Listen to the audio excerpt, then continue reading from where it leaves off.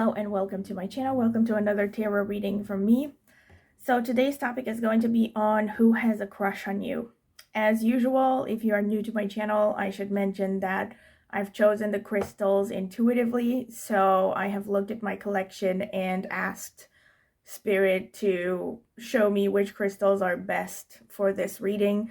And these are the crystals that stood out in this particular order. I know it's a little bit weird because there's 2 bottles of crystals and 2 raw crystals, so to speak. So yeah, but this is what I felt drawn to. So anyway, this is for those of you who want to choose with just crystals.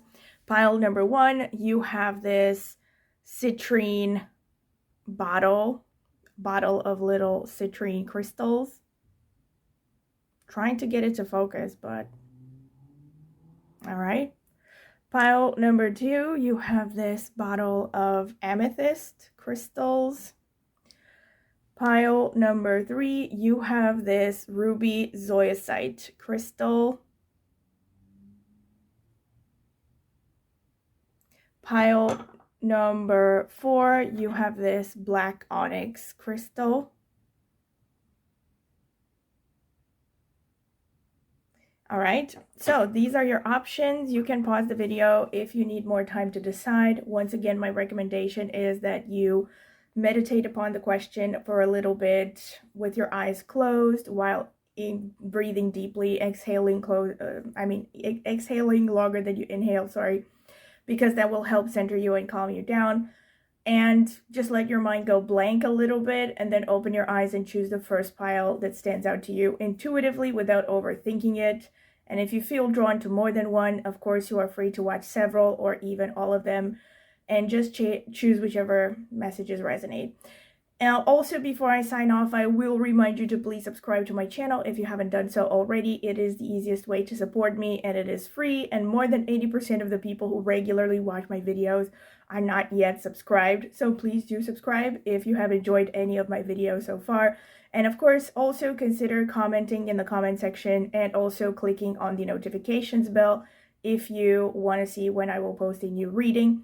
And if you want more information about private readings and memberships, you can find more information in the video description or if you click on the join button respectively. So I will see you at your reading. So this is for those of you who would like to choose with a card as well as a crystal. I'm going to select the cards now for each crystal. Let me see if I can spread them out a little bit. Spirit, tell me about pile number 1. Who has a crush on pile number 1? Who has a crush on pile number 2, the amethyst? Who has a crush on my pile number 3, the ruby zoisite crystal, Spirit? Who has a crush on pile number 4, the onyx crystal? All right. So pile number 1, you have the Queen of Swords. Pile number 2, you have the 7 of Wands. Pile number 3, you have the 4 of Wands. Pile number 4, you have the Chariot. All right, so these are your options. I'm going to try to edit a little bit to zoom in. All right, so once again, this is for those of you who would like to choose with a card as well as a crystal. Pile number 1, you have this card over here and or this citrine crystal bottle. Pile number 2, you have this card over here and or this amethyst bottle. Pile number 3, you have this card over here and or this ruby zoisite crystal. Pile number 4, you have this card over here and or this onyx crystal.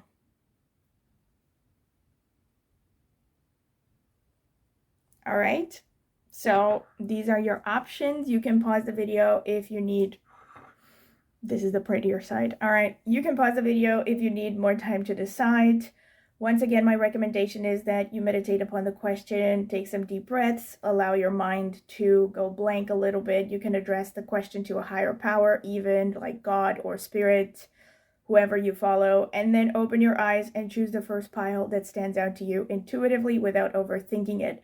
If you feel drawn to more than one pile, you are free to watch several or even all of them and just take whichever messages resonate. I will see you at your reading. So welcome pile number 1. This is your reading if you have chosen this citrine crystal and or this card, which is the Queen of Swords card. I'm going to leave it here. So this is going to be the card selection phase. If you don't want to sit through it, I'm going to add timestamps so you can skip directly to the interpretation. Spirit, tell me about pile number 1. Who has a crush on pile number 1? Any details that you would care to show me about this person, please tell me, Spirit.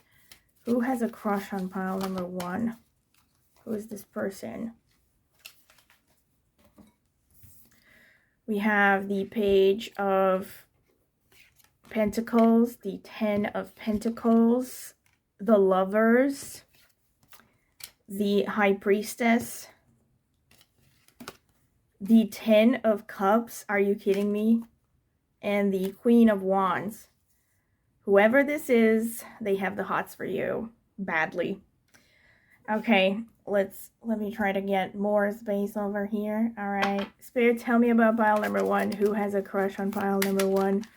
Tell me, who has a crush on pile number 1? Who is this person, Spirit? Tell me, who has a crush on pile? All right, this one really wants to come out.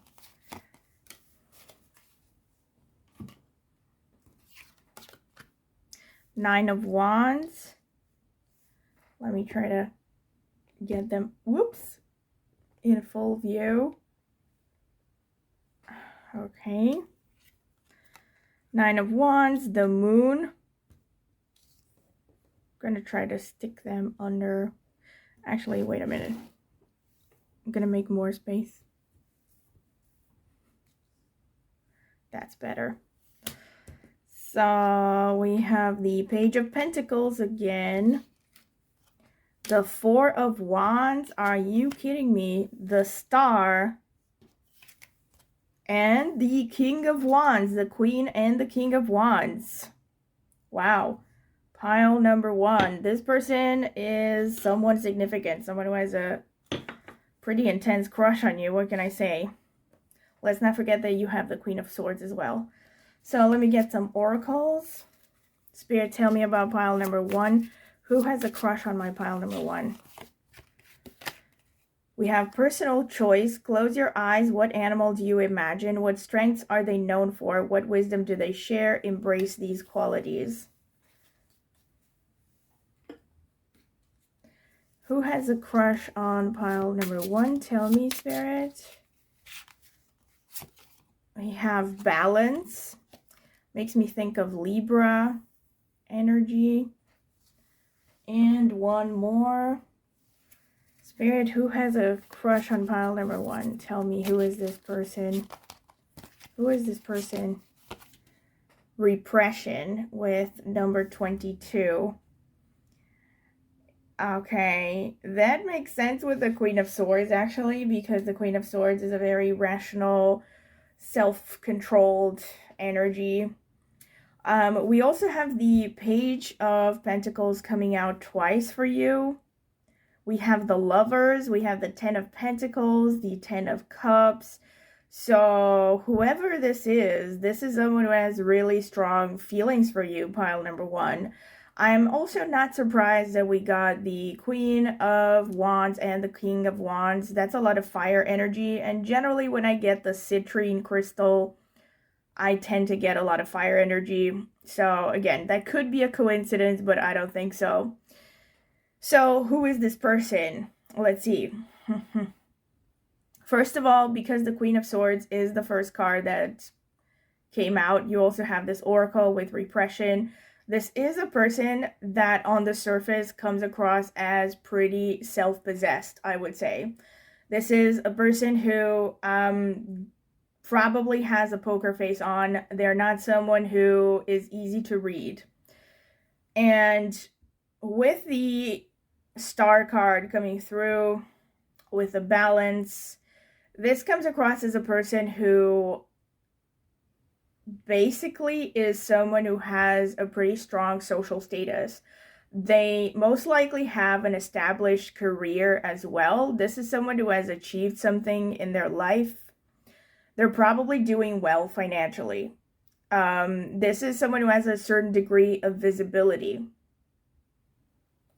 And I also think that this is the kind of person that a lot of people find attractive. This person also is really diplomatic on the surface. This is someone who can probably get along with a lot of people from different backgrounds. Yep. Can I just say that this person, when it comes to how badly they're crushing on you, I think I said this is someone who has very intense feelings, all right? And I also think that this is someone who really wants to move towards you. I'm curious if they're going to make a move or not. What I do see about this person, honestly, for some of you, this person could be someone who is in a relationship or has recently gotten out of a relationship. And for one reason or another, they are afraid to pursue you because of how this connection might influence their reputation. So this could be that they are in a relationship, so they're afraid to pursue you because of that. It could be that they have some complicated situation going on, maybe with family or something. They're afraid that their family may not accept you for one reason or another. Another potential explanation could just be that this person just cares a lot about what other people think. So this is why I'm getting that I think this is someone who has a certain reputation or something. They have maybe a certain degree of fame, and they have to really care about how they come across to others. So yeah, but they badly want to pursue you because of all this Wands energy. This is someone who has a lot of passionate feelings for you. We see this also with the Lovers and the Page of Pentacles coming out twice. The Page of Pentacles shows that this person is basically struggling to secure their finances and their career. So even if this is someone who has a pretty strong position, which I think most of them do, they're not someone who is just starting out in a career. I think for most of you, this is someone who has a certain established position, like I said. But irrespective of how established they are, they're still, working towards better, more money, more status. And this is like their main concern right now. This is something that is occupying most of their time and their energy. They are badly trying to increase their finances, their sense of security. They're also very much focused on their career, and they are spending a lot of time inside their heads, basically. This is someone who has maybe a little bit of analysis paralysis as well. I would not be surprised if I saw some Libra placements as well, but I'm going to get to astrological notes towards the end. Yeah, this person definitely wants you. Like, they're very romantic, they're very passionate, but they're chasing the coin at the same time. It's like, I feel like there's maybe an inner struggle within them because they are so focused on their career and their money that they're afraid that they might miss out on this connection. But they're also they can't let go of their professional ambitions, their social ambitions maybe as well.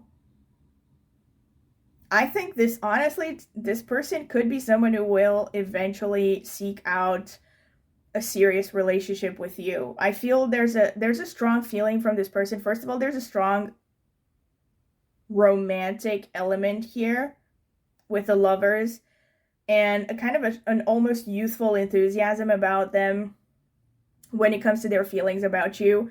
And I also feel like this is someone who dreams of having a serious relationship with you because of the High Priestess and the Four of Wands. So this is a person who dreams of like building a family with you, basically, laying down roots, laying down a foundation, however you want to put it. There's someone who's looking for the long term, basically, and they see you as a long-term potential partner.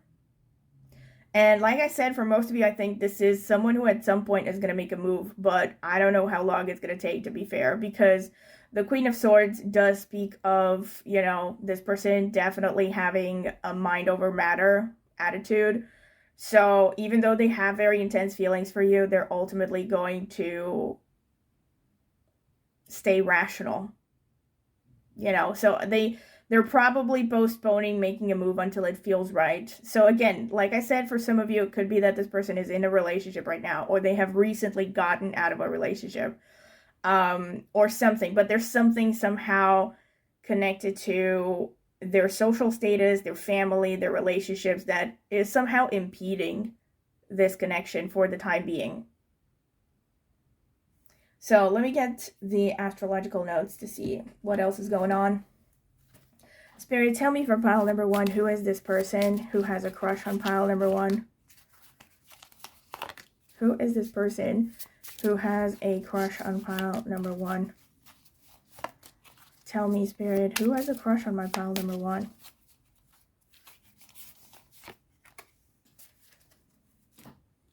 Also, I forgot to say that with all the fire energy, I think fire and earth, right, is predominant here. There's a little bit of cups and air as well. Like I said, I wouldn't be surprised if I got Libra, Venus, strong Venus energy, maybe Taurus, because that's also ruled by Venus. Maybe Aquarius, you know, but it could be a bunch of stuff. So let's see what comes through.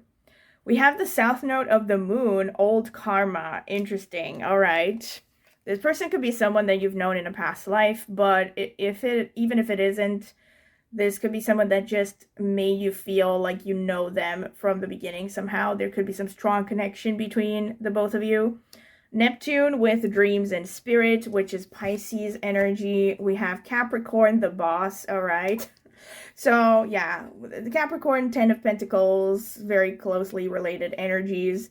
We have the 5th house, joy and play.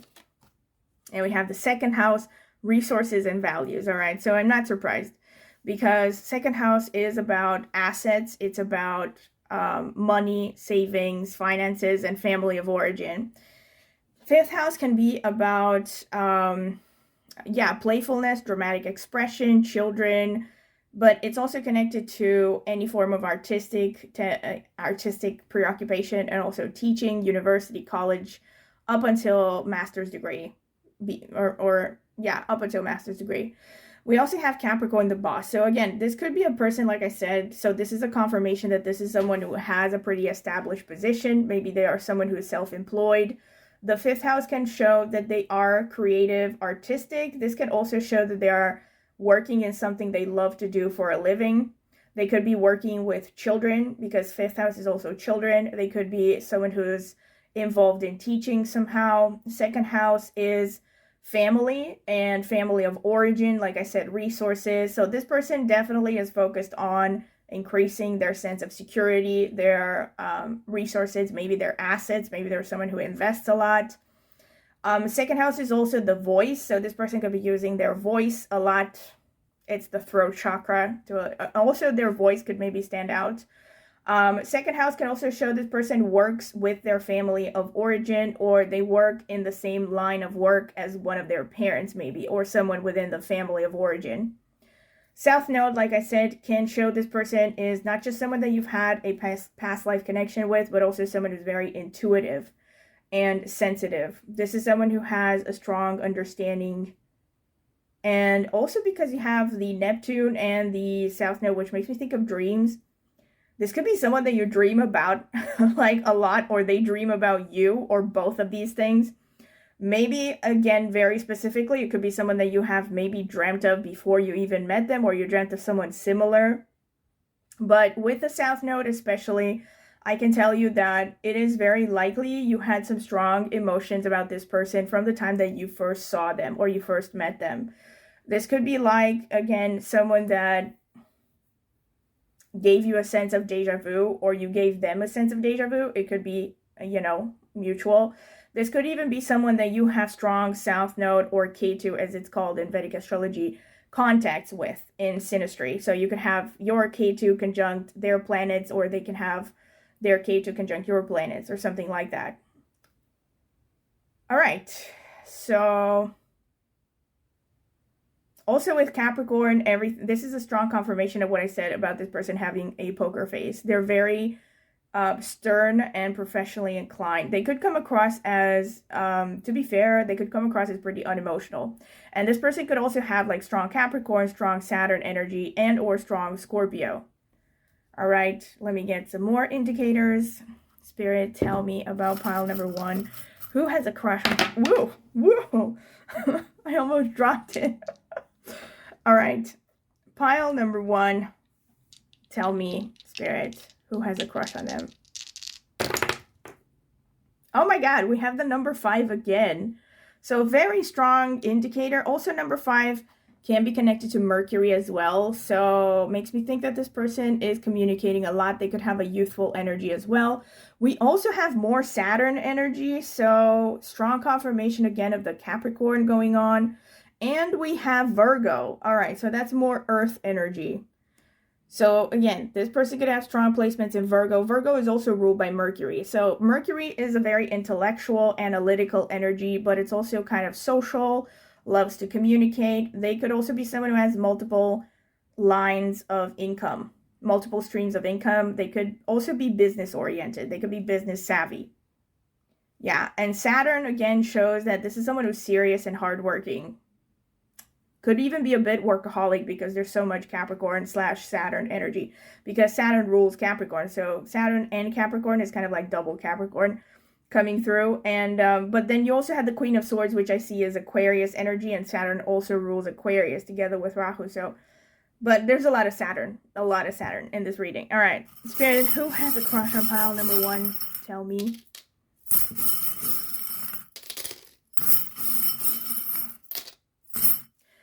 Okay. Oh my God, I got these. I always get these, almost always, man. When I get Saturn or Capricorn, I almost always get these like little keys that have 1905 written on them. I don't know if you can see.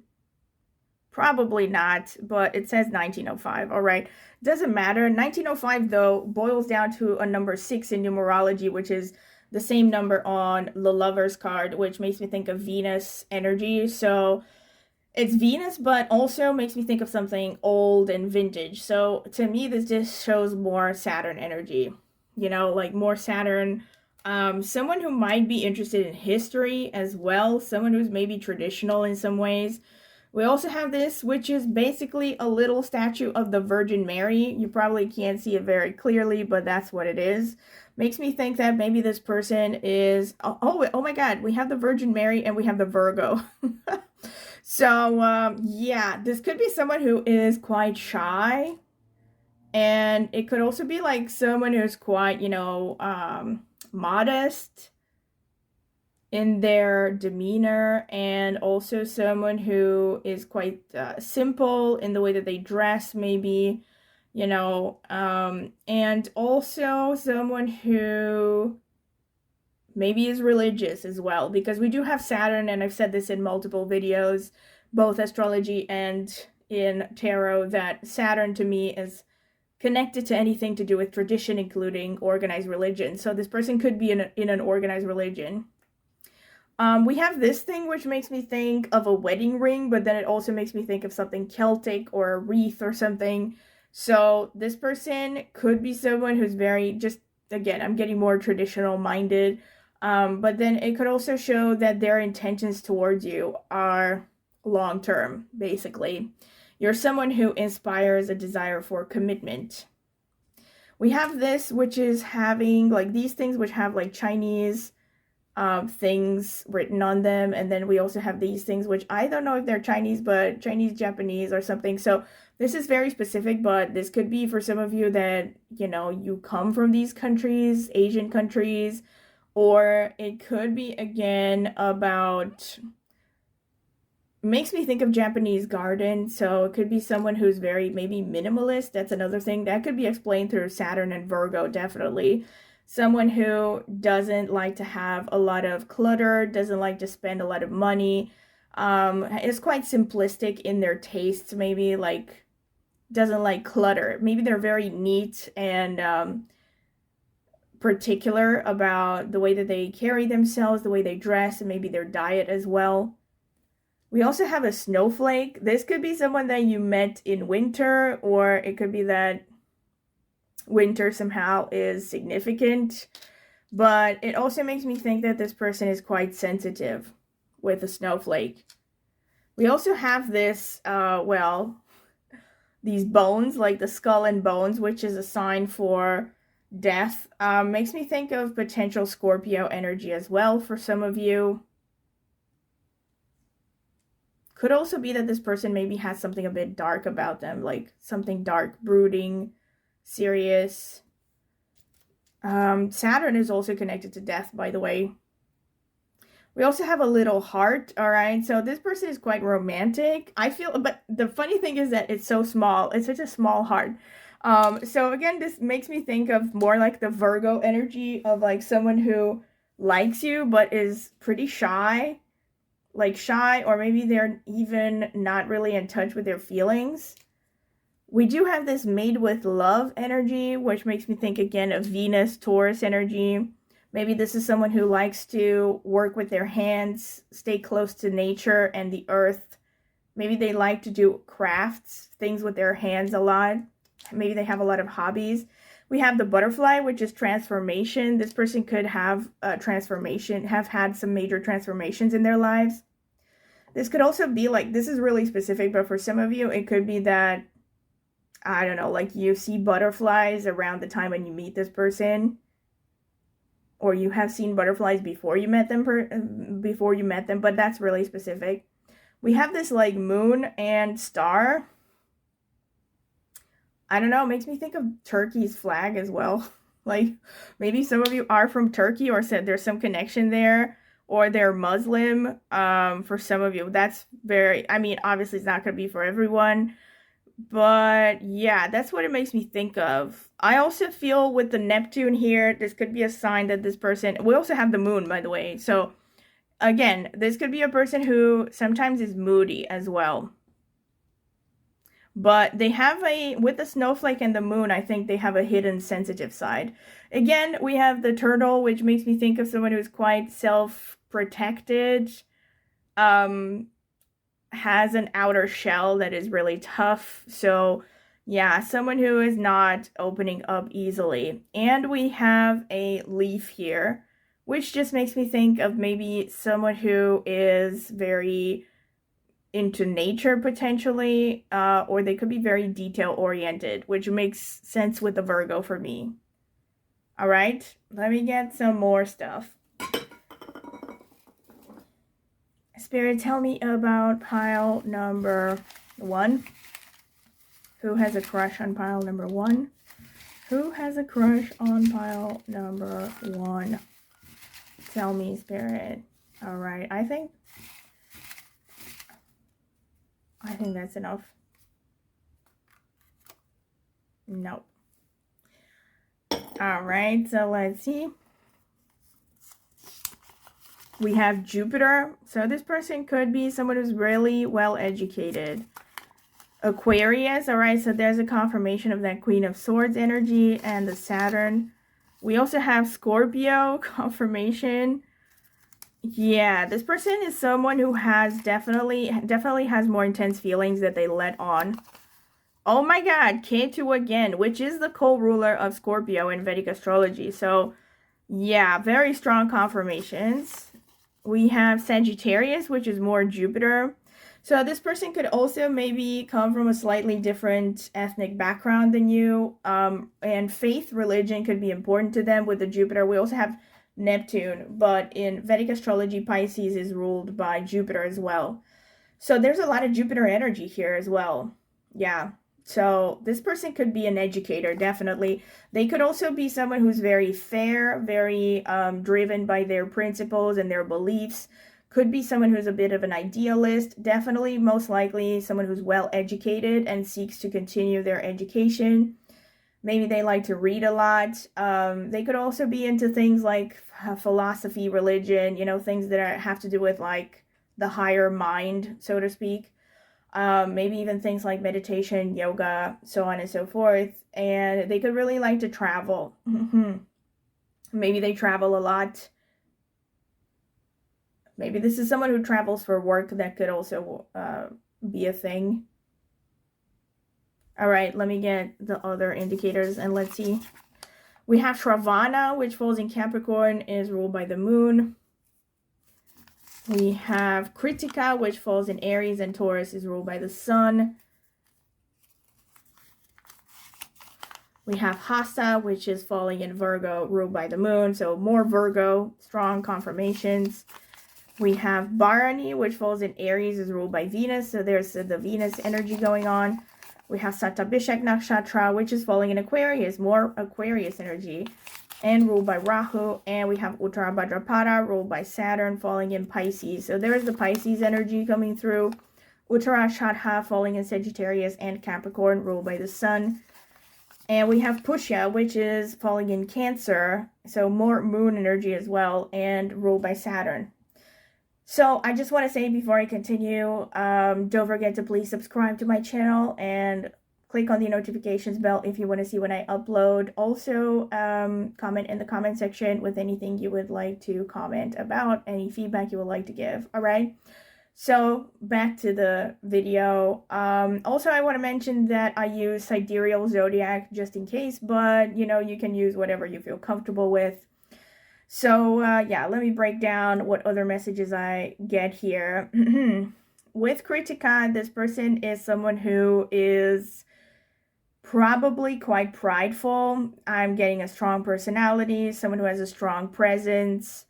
I do think for most of you, this is someone who has more masculine energy, and I don't know to which extent it would show at first sight, to be honest, but this is definitely a strong masculine energy, right? But they also have like some good amount of feminine because of the Ketu and the moon energy. This person also has like a slight nurturing element, like an emotional intelligence going on. Yeah, so they're like pretty healthy in their balance of masculine and feminine. So even if they are predominantly masculine, they probably are not toxic. Thankfully, right? Also with Kritika, they could be a very sharp-tongued individual. So someone who's not the most diplomatic sometimes. So they could also be a bit rough around the edges and maybe be a little bit blunt. But ultimately, they have good intentions. With Jupiter especially, this person has a pretty, you know, how should I put it, like a pure heart in some way. With Pushya, this person is definitely a good nurturer. I wouldn't be surprised if there's someone who gets along well with kids. With Shravana as well, this person is a good listener.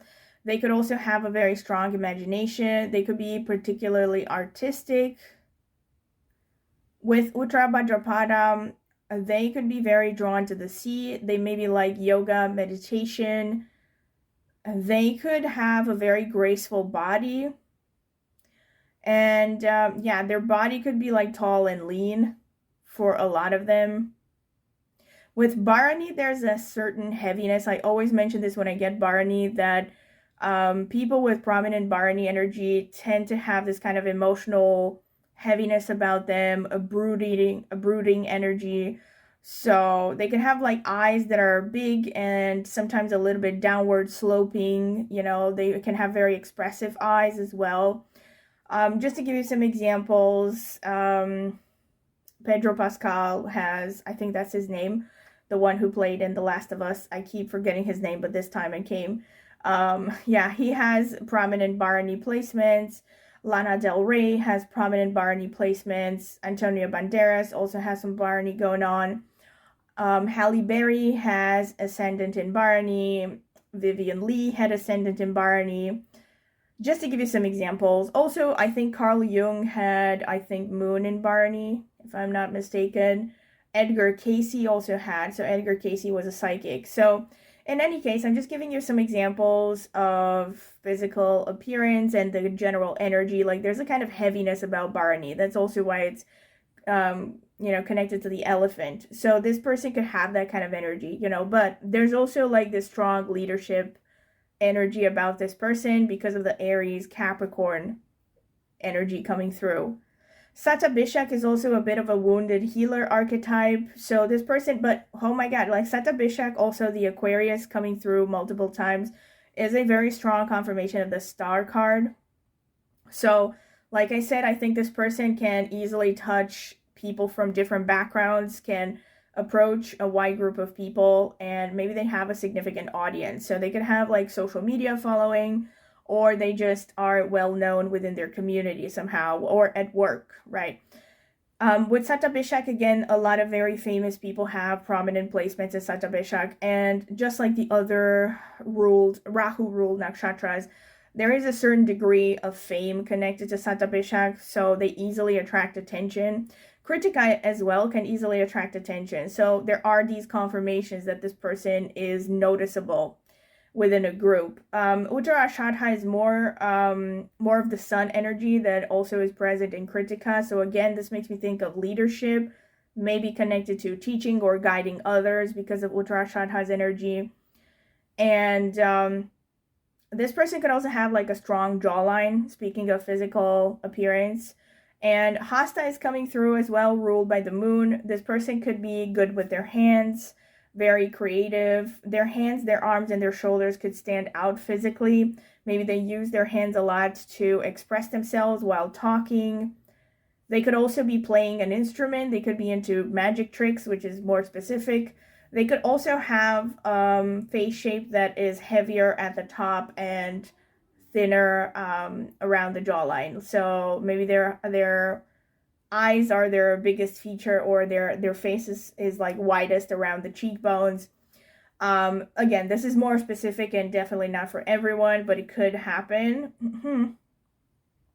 In any case, Hasta is very imaginative and artistic. And there's a certain degree of stubbornness definitely about this person as well. With Ketu, there could be something otherworldly about them. They could also have features that are pretty refined somehow, something that even looks aristocratic about them. Like they can have delicate features, especially if this is a woman. But even as a man, there could just be something intellectual and refined about their energy, and also mysterious, definitely. With Scorpio, this is definitely someone that's not going to show their full breadth of emotions on the surface. So they're someone who's intense, more intense than they let on. And there's also something very independent about them. So they can be friendly. That's the typical Aquarius energy. They can be friendly and humanitarian even, but when it comes to like one-to-one relationships, they're not easy to get to know, and they don't open up very easily to anyone. To just anyone, I mean. All right. These are the things that I've seen through astrology. I'm going to get to physical characteristics. So, Spirit, tell me about pile number 1. Who is this person who has a crush on pile number 1? Who is this person who has a crush on pile number 1? Tell me, Spirit. Who is this person who has a crush on pile number 1?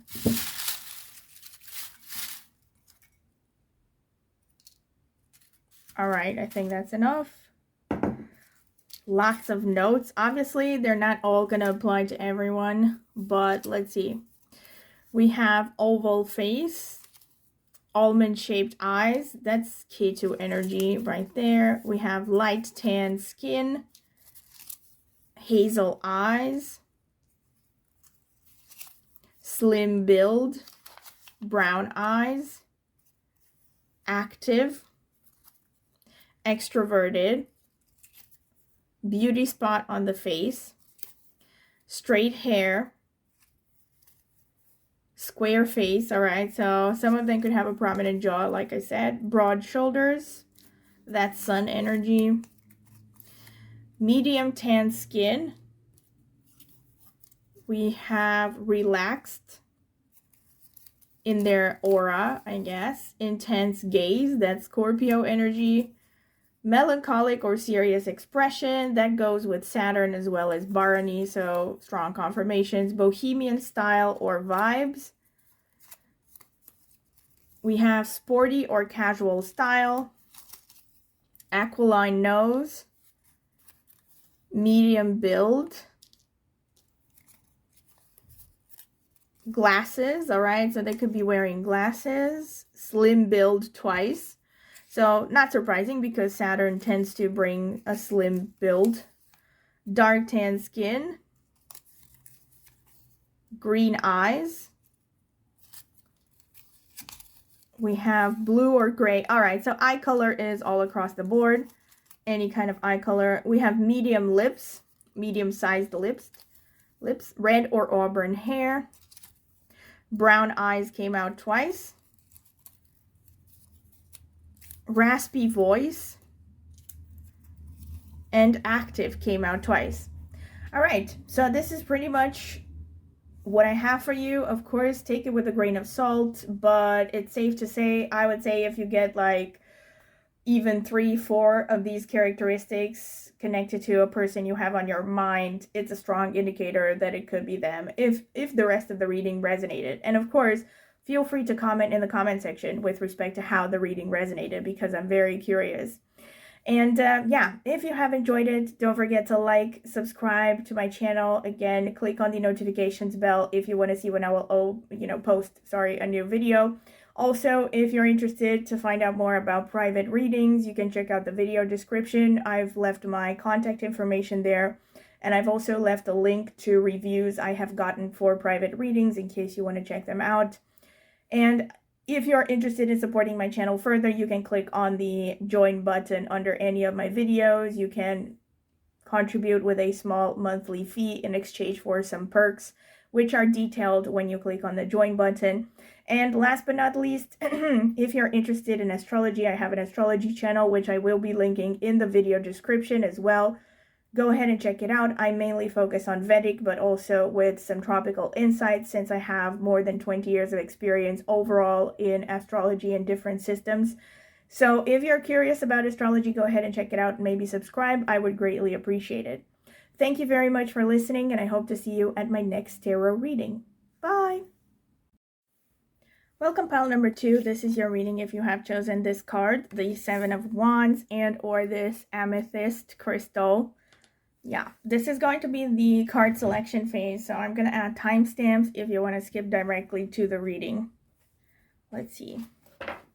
Spirit, tell me about pile number 2. Who has a crush on pile number 2? Tell me, Spirit, who has a crush on my pile number 2? The people who chose the amethyst crystal.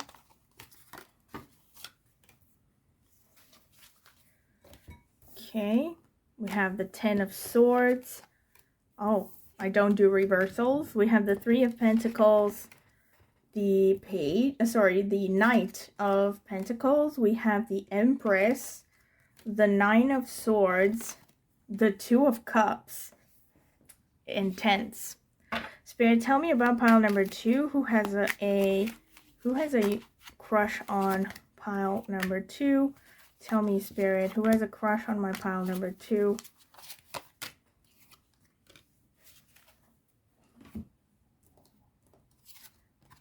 The 4 of Swords, the Empress again, the World card, the 6 of Wands, the Justice card, the Emperor. Wow, really strong cards. All right, let's get some oracle situations here. Spirit, tell me about pile number 2. Who has a crush on my pile number 2?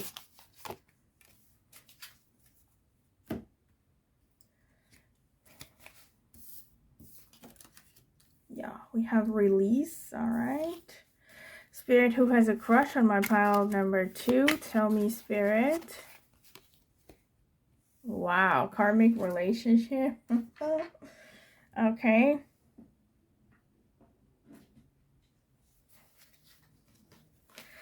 Spirit, who has a crush on my pile number 2? The people who chose the amethyst. Who has a crush on them?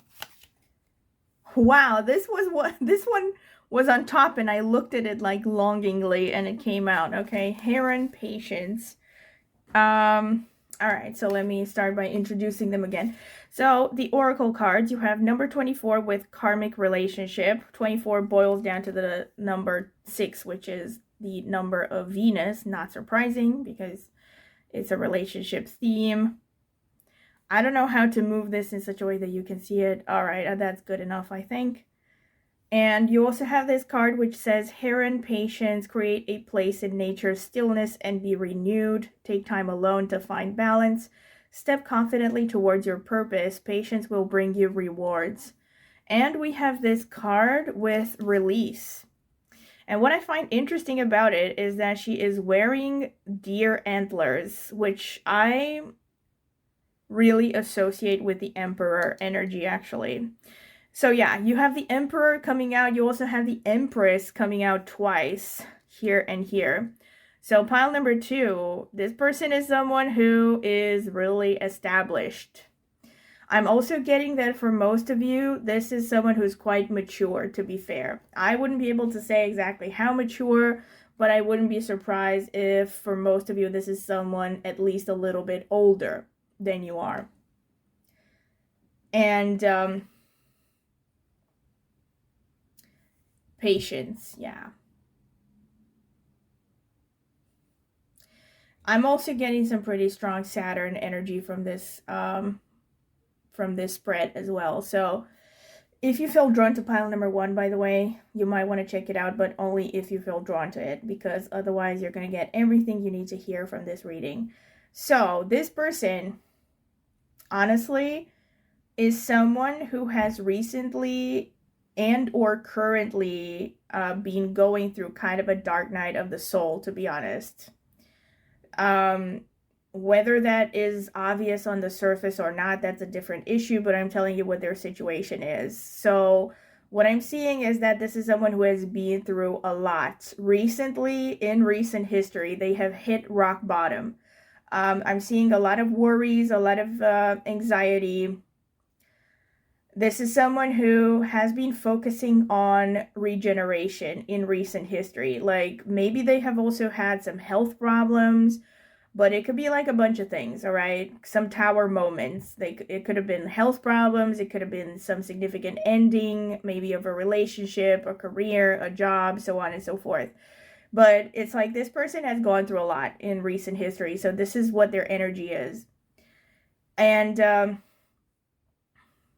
can I just say that with respect to how they feel about you, though, this person is definitely very interested in you romantically. This person might even be in love with you, to be honest. I'm also getting that this is most likely not someone that you have known in the past. So if you're thinking about, I don't know, an ex or something, I really don't think that this is your pile. You know, at least not for now. Maybe stick around. Maybe I'm going to get some different indicators. But because of the 2 of Cups there's this very strong energy of this is someone you barely know. Maybe you have recently met them. Maybe it's someone that you have met for a while, but it's not someone that you have been romantically involved with. I don't think so. And again, if you have been romantically involved with, it's a very new relationship, like maybe dating, maybe you have seen each other for less than 6 months or something. But I'm getting a new connection in any case. And this person is very much interested in you, like I said, and they're interested in a mutually beneficial relationship. This is someone who's willing to meet you halfway. And they're very serious and long-term minded. This is someone who's very serious about relationships and especially about you, all right? Aside from that, their intentions are very much, I'm seeing children. This is someone who might want to start a family with you. Yeah, pretty much. I'm laughing because honestly, I'm getting a very strong, I mean, in this regard, there's a similar theme to pile number 1, but it's slightly different. I feel like in your case, there's a very strong indicator that this person is not pursuing this because of a contract. So I'm getting marriage. So this person could be married or they could be divorced. All right. But if that is not the case, they could also be someone who is held back by some kind of a contract. So this could be like maybe they are far away from you, maybe they're in a different country and they cannot pursue you because they're being held back by their job contract, right? They have to stay abroad for like 6 months or something like that. It could be something like that, but I think most likely for most of you, this is someone who has been divorced, and there might be children as well involved for some of you, not for everyone. The divorce theme is pretty strong, to be fair. The divorce slash marriage, because of the justice card. So like something involving the courts here is an obstacle, all right? For some of you, very specifically, this could be someone who's going through a legal battle of some sort. So it may or may not be connected to a romantic partner. But yeah, and there's a lot of anxiety. They're very anxious about this legal battle. And this is a huge obstacle in why they are not acting on their emotions, potentially. Or if you are with this person, this could have been in the past. This could have been why they haven't acted on their emotions initially, right? Aside from that, I do think that this person, like I said, wants to start a family with you. And I'm also getting a strong feeling that this person is someone who's very attractive, physically attractive. This could be someone that, you know, gets a lot of attention. They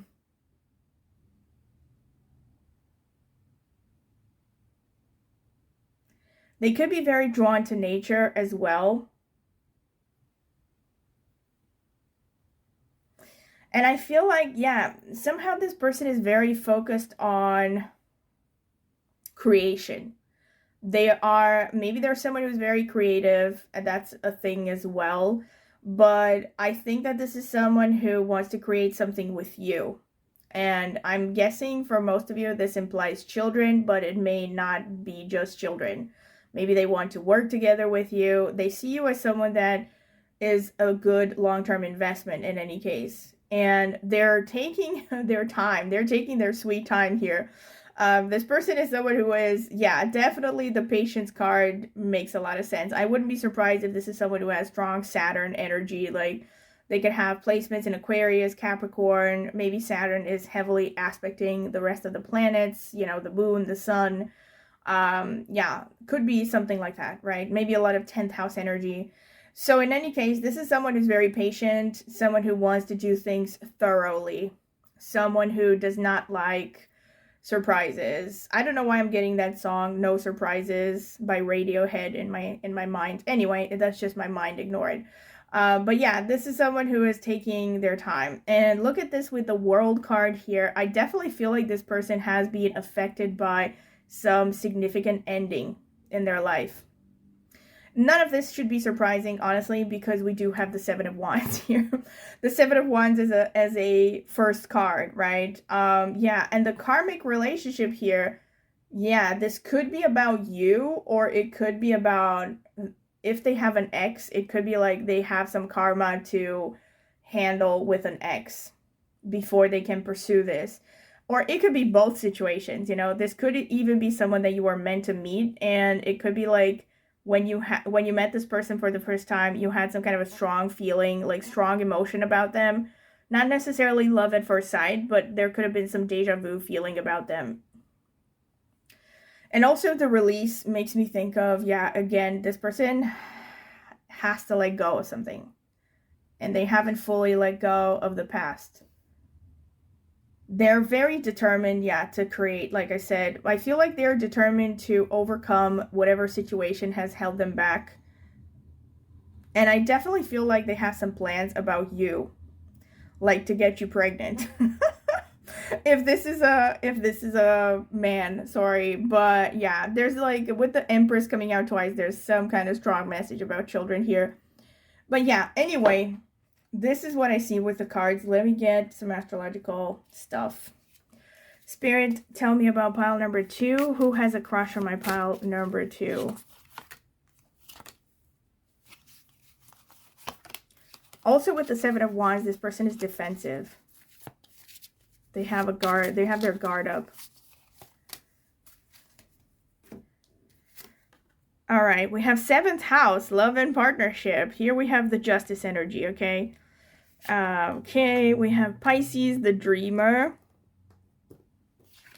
We have Venus, love and beauty. Not surprising with the Empress coming out twice. We have Trine, support and inspiration. We have the 10th house, career and success. So, this person,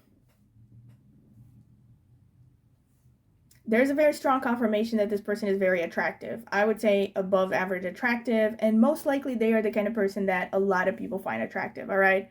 We also have, by the way, with the World card, I should have mentioned this could be someone that comes from a different background than you, and it could be like some kind of a long distance situation here. Or it could be that you met online, maybe. The 7th house also shows that this is someone who's very marriage oriented, but it's also showing that they are fair. They like to ponder the pros and cons. They like to be fair and, diplomatic. And again, this is also a confirmation of this justice situation, like I said. So for some of you, it could be that they are still married or they're in some kind of a contract that is keeping them from fully pursuing this. For others of you, this basically means that they do want to pursue a serious relationship. In fact, I would say irrespective, because of these cards, they do want to pursue a serious relationship with you, but some of them would be more able to do it than others, depending on individual situations here. We also have Pisces, the dreamer. So this person could be artistic, romantic, with Venus as well. This is someone who has a strong romantic side. They could be like a poet or something, have something of a creative, artistic soul. Also with the trine, this is a very creative energy, kind of a flow energy. So yeah, see how that resonates. Also with the Venus, this shows someone who has a strong feminine side, irrespective of their gender. So again, even if this is a man, this could be someone who is very kind of focused towards diplomacy and, like I said, very good looking. And with the 10th house, this shows that this is someone who has an established position in their career and with respect to their finances. This is also a confirmation of this Emperor energy. And the 10th house is showing also that you could have met through some kind of a professional / formal setting, either on their part or your part. So yeah, see how this resonates. Meaning it could have been like through their work or your work, something like that. Or maybe a coworker introduced you or something.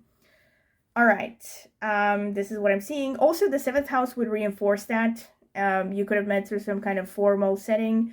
Very specifically, it could have been that you met them in something, any kind of one-to-one situation, like you have, let's say, established a testing or I don't know, like a service, a meeting or something. Like maybe you pursued their services, they pursued your services, any kind of one-to-one situation. So maybe they're a therapist, I don't know, maybe you have a crush on your therapist. Or it could be any situation where there was an audience involved, so someone addressing an audience. Very specifically, this could be like any kind of area where the quote-unquote commoners would be meeting. So like a fair, a marketplace, something like that. A courthouse as well. There's a lot of court theme here with this person, so hopefully they're not in prison. All right, let's see what else I can get. Spirit, tell me about pile number 2. Who is this person who has a crush on pile number 2? All right, so we have number 8, which is the 8th sign, which is Scorpio. And then we also have the Scorpio energy.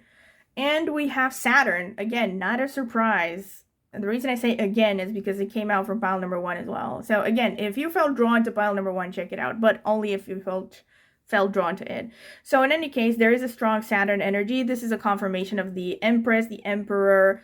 Also with Scorpio, this is someone who's very secretive, intense. The 8th house can also show that there is a cultural difference. There's a reinforced theme there because 8th house shows countries where there's a foreign language being spoken. It could also maybe very specifically imply that you somehow met through a context involving foreign languages. It could also be that you met through their family of origin or your family of origin. It could also be that you meet through any kind of secretive activity or anything involving the occult as well. So things to do with even tarot, astrology, so on and so forth could be very 8th house. Or if you've seen a psychic or something, yeah, could be how you met this person. But it also just shows that this person has very intense energy. Yeah, and they could be in a position where they're managing other people's resources. Maybe in financing, banking, or they're doing any kind of work that involves research. Again, foreign languages could be a thing, or anything to do with transformation. In any case, this person has a very strong understanding of human psychology with the 8th house, and they're someone who is much deeper than they appear at first sight. Let's see. Spirit, tell me more about pile number 2's crush. I mean, the person who has a crush on pile number 2.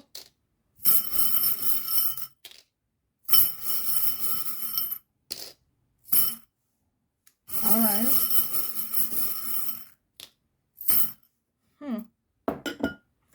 Alright, so we have a little coin here, which just makes me think that it says Queen Elizabeth II.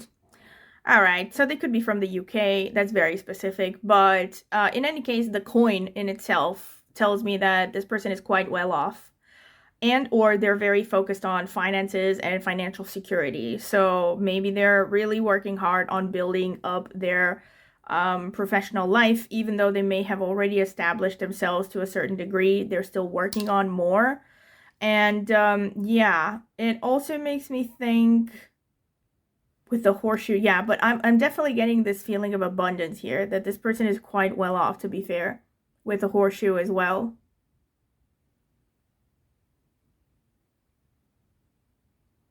All right. Also with the horseshoe, you know, this makes me feel like for some of you, you could have met this person in a way that was very unexpected. You know, like you really didn't expect to meet this person somehow, or they didn't expect to meet you.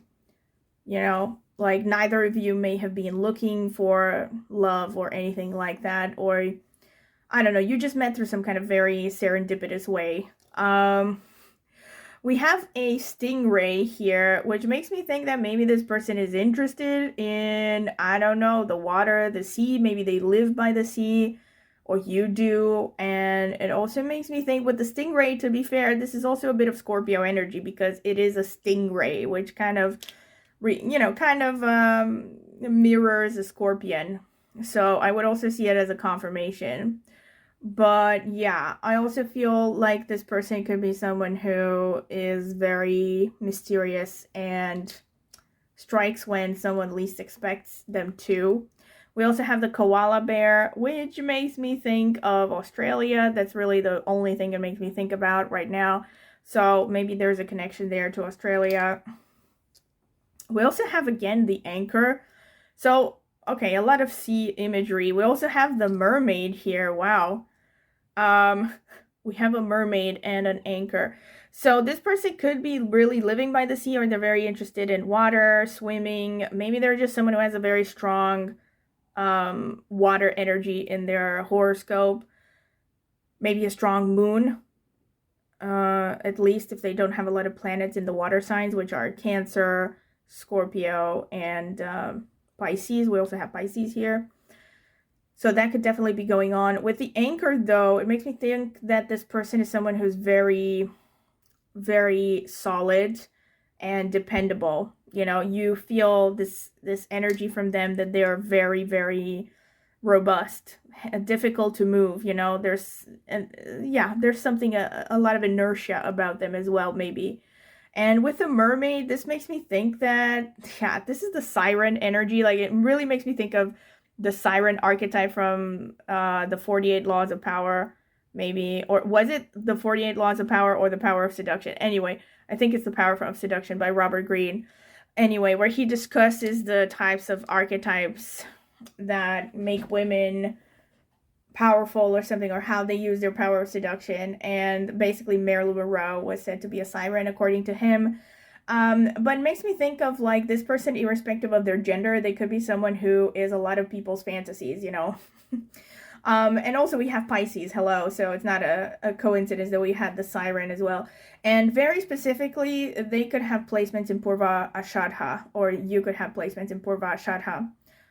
Maybe you have like your spouse archetypes or your romantic partner archetypes connected to Purva Ashadha, like the Lord of the 7th house, planets in the 7th house, Mars or Jupiter if you're a woman, Venus if you're a man. Purva Ashadha is a nakshatra that falls in Sagittarius in the sidereal zodiac, and there's a particular connection to mermaids with this nakshatra and the sea. So that could be a thing. We also have butterfly, which is a more transformation energy. I see this as a confirmation of the 8th house. So this could be a person who works somehow with transforming others. Like, I mean, transforming could be like almost anything, but they could be literally working, let's say, in restoration, for instance, like restoring art or buildings, or maybe even in death, something to do with death, occult stuff, or they could have a lot of interest in these areas. They could also be maybe also just a teacher, a trainer, because these people also help to transform others.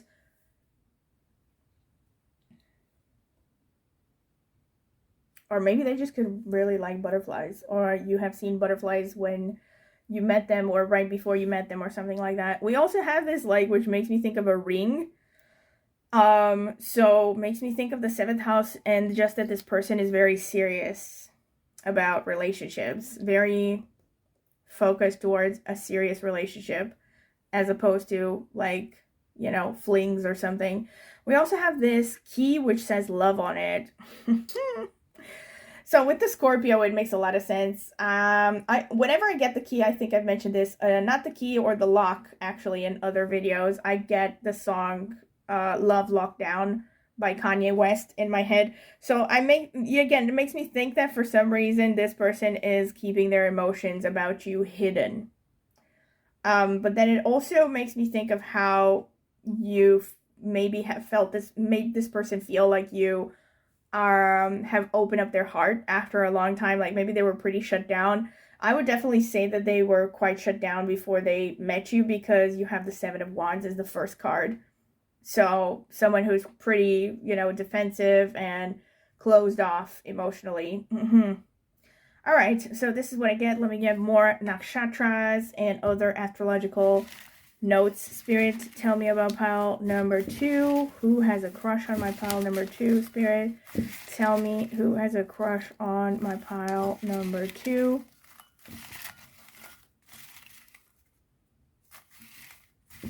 Who has a crush on pile number 2? Tell me, Spirit.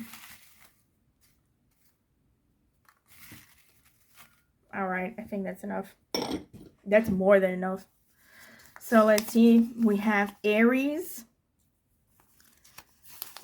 We have Scorpio, confirmation. So both Aries and Scorpio are ruled by Mars. So there's a lot of Mars energy. Sagittarius, okay, that's a confirmation. I did mention, I mean, Jupiter. I mean, I thought about it, but I don't know if I said it, that the number 3 is connected to Jupiter. We also have the Sun. We have Libra, all right, confirmation, because we had all of those Libra signifiers, the 7th house. We have Venus, oh my god. We have so much Venus. Venus coming out twice. Yeah, very strong confirmation.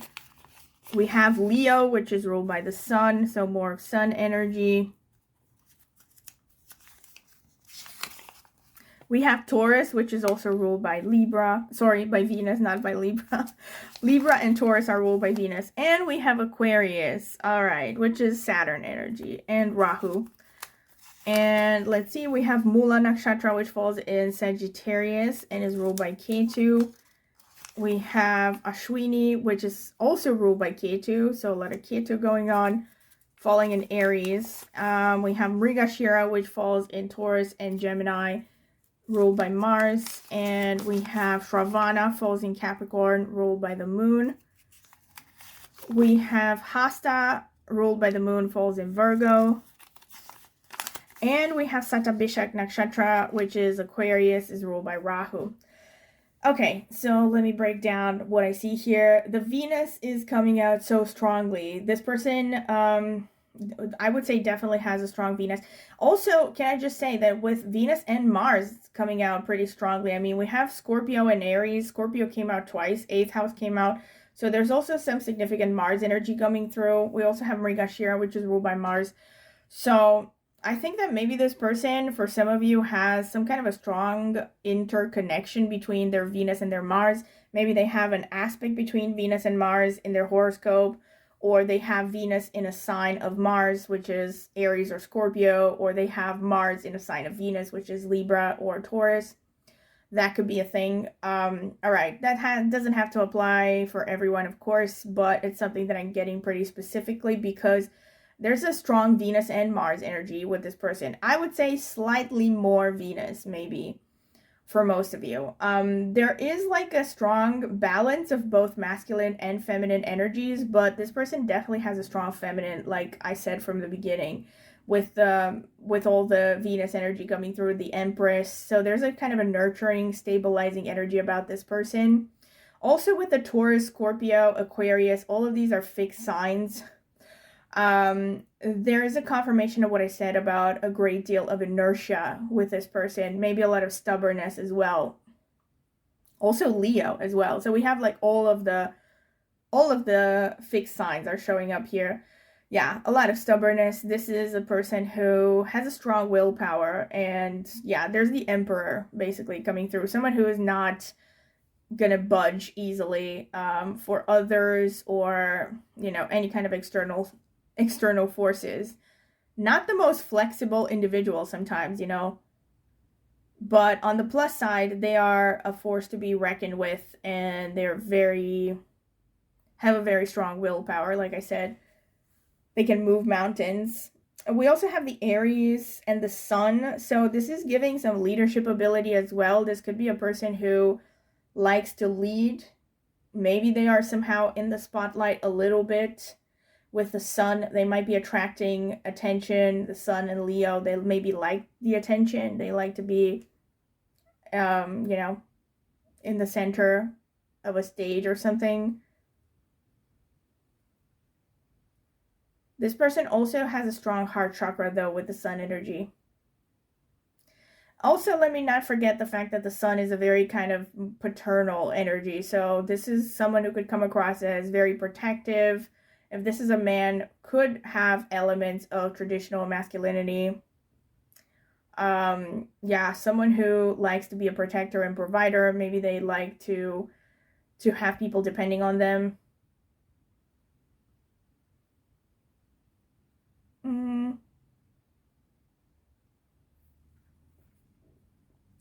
Also with Mrigashira and Mula and the Scorpio, this person has very strong investigative skills. So irrespective of what their line of work is, they're someone who likes to research. They might also be into genetics, maybe understanding family lineages, history, stuff like that. They could be in a medical field as well for some of you, but I'm getting for most of you, this is more like a manager. Manager, someone who guides others, administrator. Maybe could be working with money directly as well for most of you. But I'm also feeling like this person is someone who has healing abilities with the Satabhishak. The Satabhishak energy is kind of a wounded healer archetype, and it's also an energy that makes someone very popular. I've mentioned this in other videos. A lot of very famous people have prominent Satabhishak energy, and they're usually the kind of people that touch wide audiences. So people like Robin Williams, Kurt Cobain had this. I think Jordan Peterson has some prominent Satabhishak as well. Let me think, who else? Can't think of any right off the top of my head, but loads of people have, like, loads of famous people have had Satabhishak placements. And yeah, it's also very much connected to the medical science, medicine.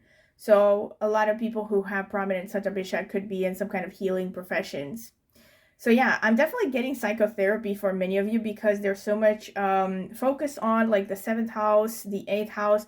So 7th house has to deal with working in one-on-one situations. So any kind of a consultant would have 7th house energy, for instance, with their career. And also Satyabishak and Scorpio can be very much connected to psychotherapy. With Shravana, also this person comes across as a very good listener. And they could also be someone who's very good at picking up all kinds of information from their environment, which just leads to them being good at research and investigative anything. They also have very logical, they have a very good logical thinking with the Mrigashira. They could really like animals, and animals could be drawn to them, and they could even be working with animals for some of you. They also have a very strong imagination, though.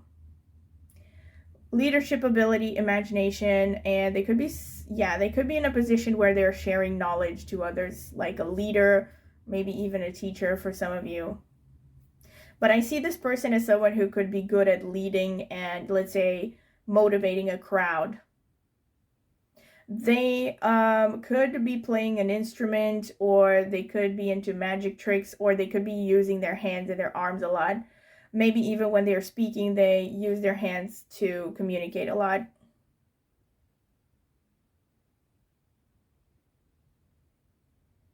All right, this is pretty much what I see from the astrological notes. Moving on to the physical characteristics.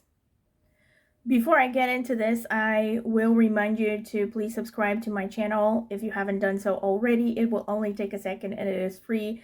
And also consider commenting in the comment section with any feedback you would like to give. And also consider clicking on the notifications bell if you want to be notified when I upload a new video. Thank you. Aside from that, I just got, these ideas after I collected the astrological notes. But because of the Taurus energy, the Venus energy, this person definitely has a good-looking face.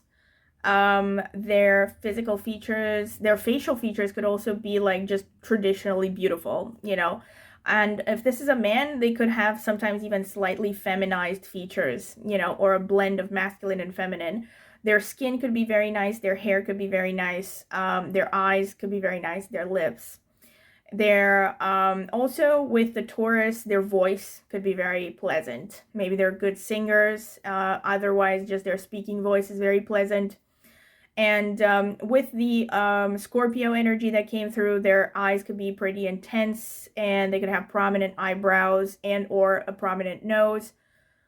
Some of you could have like a nose that is, a bit aquiline, or they could have a bump on their nose. Also with the sun energy, there could be a pretty strong muscular build, broad shoulders, especially for men, but even with women, they can be pretty athletic. And also they could have a strong jawline, a face shape that is more squarish. All right, so that's what I wanted to mention just based on the astrological notes. Now let me get into actual physical characteristics. Just bear in mind, of course, that they're not all going to apply to everyone, but if you get like 3-4 of these that match some crush on your mind, it's a good indicator that this is the person. All right, Spirit, tell me about pile number 2. Who has a crush on them? Who has a crush on my pile number 2? Tell me, Spirit, who has a crush on my pile number 2? Tell me, who has a crush on pile number 2? Okay, they do not want to come out. Okay, that's enough, I think. This one wants to come out. I don't know about that one, but I dropped it. So let's start. Loads of notes here. We have large eyes. That makes sense with the Venus energy. Classic, elegant style. Tall. Light to medium blonde hair. Relaxed. Brown eyes. Fair skin. That's the sun energy. Broad smile. Broad smile. Medium build. Gray or white hair. All right, so what did I say? For some of you, this person is pretty mature. Red or auburn hair. Triangular or heart-shaped face. That's the Hasta energy. Jewelry. Okay, so this person could like to wear jewelry, or if they're a man, maybe they like to wear a watch, especially. Triangular, heart-shaped face coming out twice. We have extroverted. That's the sun energy that I was talking about. We have full lips. That makes sense with the Venus. Introverted. All right, so for some of you, they're extroverted. For others, they're introverted. We have chin dimple. Hazel eyes. Younger or youthful. All right, so because we have both younger and older, I'm just saying that maybe there's a significant age difference for some of you. We have active. This person likes to be active. We have beauty spot on the face. We have red or auburn hair twice. We have hazel eyes twice. So hazel could be dark hazel or light hazel. It means like a mixed color of eye. We have tall twice. We have dark tan skin. We have rounded face. We have raspy voice. We have square face, strong confirmation of the sun energy. We have almond-shaped eyes. We have short to medium height, so the height is all across the board. We have full lips twice. All right, so pretty strong confirmations. This is what I have for you, pile number 2, and I hope that you have enjoyed this reading, because I definitely have. And don't forget to like, subscribe to my channel. If you have, comment in the comment section with ideas for future topics you would like me to cover, or any feedback you would like to give about this video. Also, if you're interested in a private private reading in tarot, you can check out the video description. I have left my contact information there, and I've also left a link to reviews I have gotten for private readings before, if you're curious to see them. And if you would like to support my channel further, you can click on the join button and support me through a small monthly fee in exchange for some perks, which are detailed if you click on the join button. Also, if you're interested in astrology, check out my astrology channel, which I will be linking in the video description as well. I have more than 20 years of experience in astrology, and for the past 10 years or so, I focus mainly on Vedic, but I also use my insights from tropical astrology, because I've had a lot of experience in both systems, basically. So yeah, if you're curious, go ahead and check it out. Maybe subscribe. I would greatly appreciate it. Thank you very much for listening, and I hope to see you in my next tarot reading. Bye! So welcome, pile number 3. This is your reading if you have chosen this card over here with the 4 of Wands, and or this ruby zoisite crystal. So this is going to be the card selection phase. I'm going to add timestamps if you don't want to sit through it, because I will be taking my time. All right. So Spirit, tell me about pile number 3. Who has a crush on my pile number 3? The people who chose the ruby zoisite. Who has a crush on my pile number 3?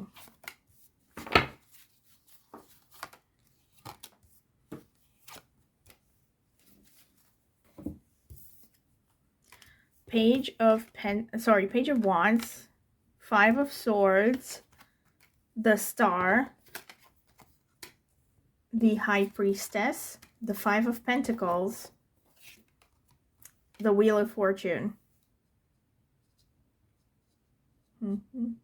Okay. Spirit, tell me about pile number 3. Who has a crush on my pile number 3? Tell me, the people who chose the ruby zoisite. Who has a crush on my pile number 3?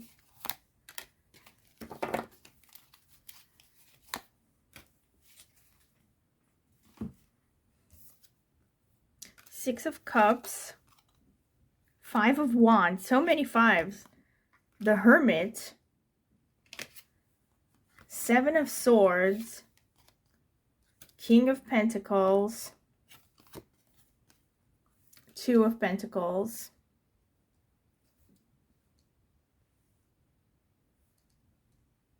all right, let's see some oracle cards. Spirits, who has a crush on pile number 3? The people who chose the, all right, this one wants to come out, Harmony. Spirit, who has a crush on my pile number 3? Tell me, Spirit. Karmic relationship. This one came out for pile number 2 as well, so you might want to check out pile number 2 if you feel drawn to it. Spirit, tell me about pile number 3. Who has a crush on my pile number 3? Tell me. Who has a crush on pile number 3? Orca whale adventure. Dare to do things differently. Sing your wild song. Manifest your travel dreams. Attempt the great journey with confidence. Be loyal. Friends and family are your treasures. Be brave. You are more powerful than you know. And you also have this card with harmony over here. And this card with karmic relationship number 24. And the Four of Wands as the first card. All right, so first thing that I can say, pile number 3, is this person most likely has strong Mercury energy because the number 5 is showing up so often here, and the number 5 is ruled by Mercury in numerology. We have the 5 of Wands, the 5 of Swords, the 5 of Pentacles. So yeah, that means Gemini, Virgo energy.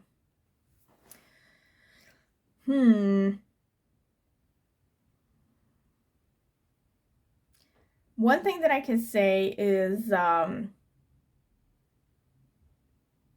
this person, I think for many of you, I'm going to get hate for this, but for many of you, this could be someone that you have dealt with in the past. Now, this could mean either someone that you have had a relationship with in the past, or it could be someone that you have known for a very long time, like maybe even since you were children.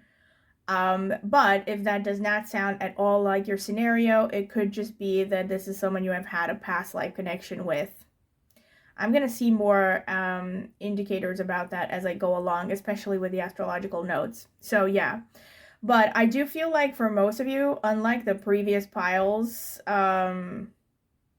at least the previous pile, I don't know about the first one, but with you, I feel like there's someone here that you have had some kind of a history with, or maybe someone that has known you for a while.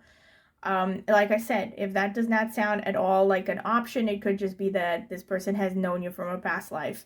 So if that is the case, this could be someone that you have had strong feelings for relatively quickly after you have met them, maybe even at first sight. Not necessarily that you fell in love at first sight, but it could just be that they brought up strong emotions.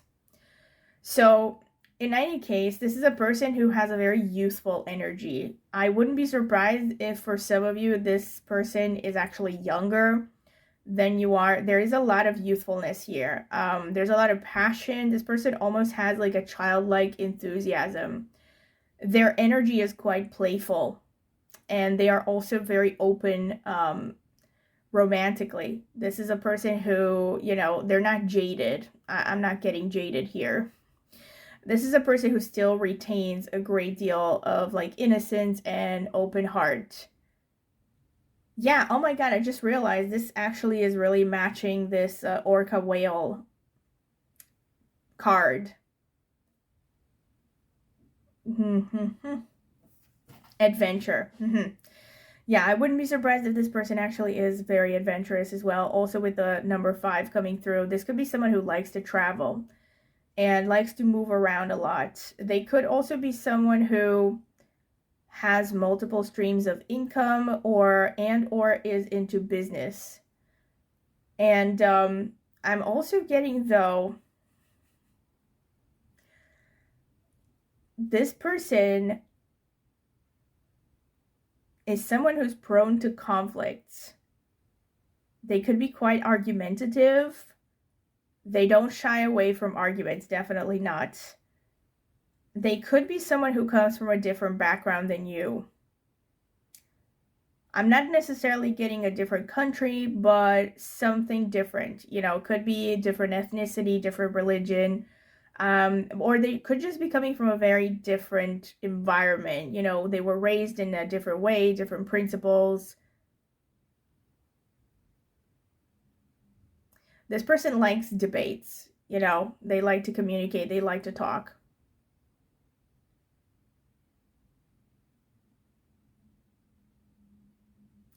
I feel like this is someone who is very driven to gain attention and success in society because they have felt isolated and overlooked. And I feel like deep down, irrespective of how popular they get, they feel lonely.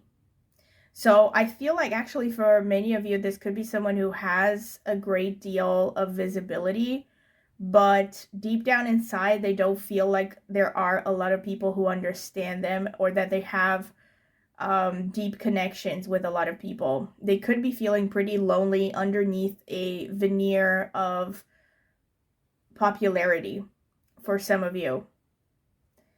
And I'm getting that this person seeks attention, maybe compulsively, because they are constantly seeking for connection, but they're frustrated because they're not getting the kind of depth in connections that they really want. So I also feel like this is a pretty deep person. Like they're deeper than they come across on the surface.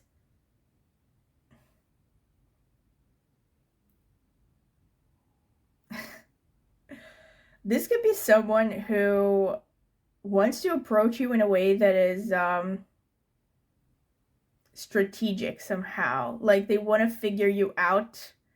I don't mean like necessarily in a bad way, but they want to figure you out. They want to understand you so that they know how they can approach you. I feel like this is someone, like I said, pretty strategic. And it's not like they don't have feelings about you, but they want to plan things ahead. And they probably can also have a bit of a trickster energy and kind of a playful energy that might make them come across as a player, maybe, or sometimes not too serious, but that's not necessarily the case. It's just this person's energy to be, pretty youthful, and maybe, like I said, for some of you, they could actually be pretty young, so they don't have like huge amount of emotional baggage, or they just retain a pretty pure heart. What I see is that their obstacles, potentially the obstacles that they have in pursuing this connection, are connected to finances. So this also feeds into the idea that for most of you, this could be a younger person or someone who, yeah, maybe they're not a younger person, but they're someone who is very focused on building something of themselves, like a career, finances. So what I'm seeing is that that is their main priority, and they're very focused on building security for themselves. It could be that they feel like they don't have a lot of security or that they don't have a lot to offer. So they are working towards that. I also think that when it comes to this connection, yeah, they're very focused on, it's like, I'm not saying that they're not interested, they're very much interested in you. And in a way that is very kind of pure and innocent almost. Like they have some side of them that is very romantic. Also, the Four of Wands shows that this person is someone who is pretty serious about relationships, serious about connections.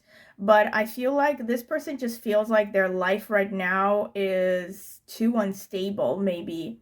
So it's like I'm not getting like a clear, definitive message that they're going to pursue you. I'm getting more like a back and forth, up and down feeling, and this person's feeling pretty chaotic. Like they're feeling like they don't know where life is heading right now, in the present. And they're going to be in this state for a while where they are, pursuing security, maybe various interests at the same time. And it's going to be like, I feel like this person is hoping that things arrange in their, how should I put it? In their favor somehow, like maybe they're hoping to see you again at a particular time in the future. See how this resonates. It could be about how you know this person, but they could be hoping to see you again without contacting you specifically, and they're somehow hoping that the universe brings you back together or something, which may not sound like a very I don't know, very flattering thing. It's just that, and I'm not getting that this person doesn't want to be with you. It's just that they have this stress about their security that is like, or they feel like they cannot offer a lot right now, or they cannot offer stability right now. Yeah, this is pretty much the main energy that I'm getting. But also, there's a nice mirroring here between harmony here with this castle and the Four of Wands energy. So yeah, this person is someone who I feel dreams about a strong romantic relationship. This could be a Cancer, someone who has strong Cancer and Pisces or Scorpio energy as well. Let's see what other information I can get through the astrological cards. Spirit, tell me about pile number 3. Who has a crush on my pile number 3? Who has a crush on my pile number 3, Spirit? Tell me. Who has a crush on my pile number 3? Okay. Whoops. Oh my god. Are you kidding me? Oh my god. Literally the first card that I pull out is Cancer. Okay. Strong confirmation. Thank you, Spirit. Alright. Second one is Taurus, the sensual. Third one is Libra, the beautiful minded. And okay, we also have Square. It doesn't surprise me that we have Square because, I mean, Libra and Cancer are square, so. And we have Neptune, Dreams, and Spirit. So, very romantic energy. Like I said, I'm not surprised. This person is, yeah, a dreamer. I don't know. I'm getting Imagined by John Lennon in my head for some reason. Like, you may say I'm a dreamer, but I'm not the only one. Something like that. This person is pretty bohemian. I'm getting this vibe. Yeah. And they're very focused on family. This is someone who wants a family. All right.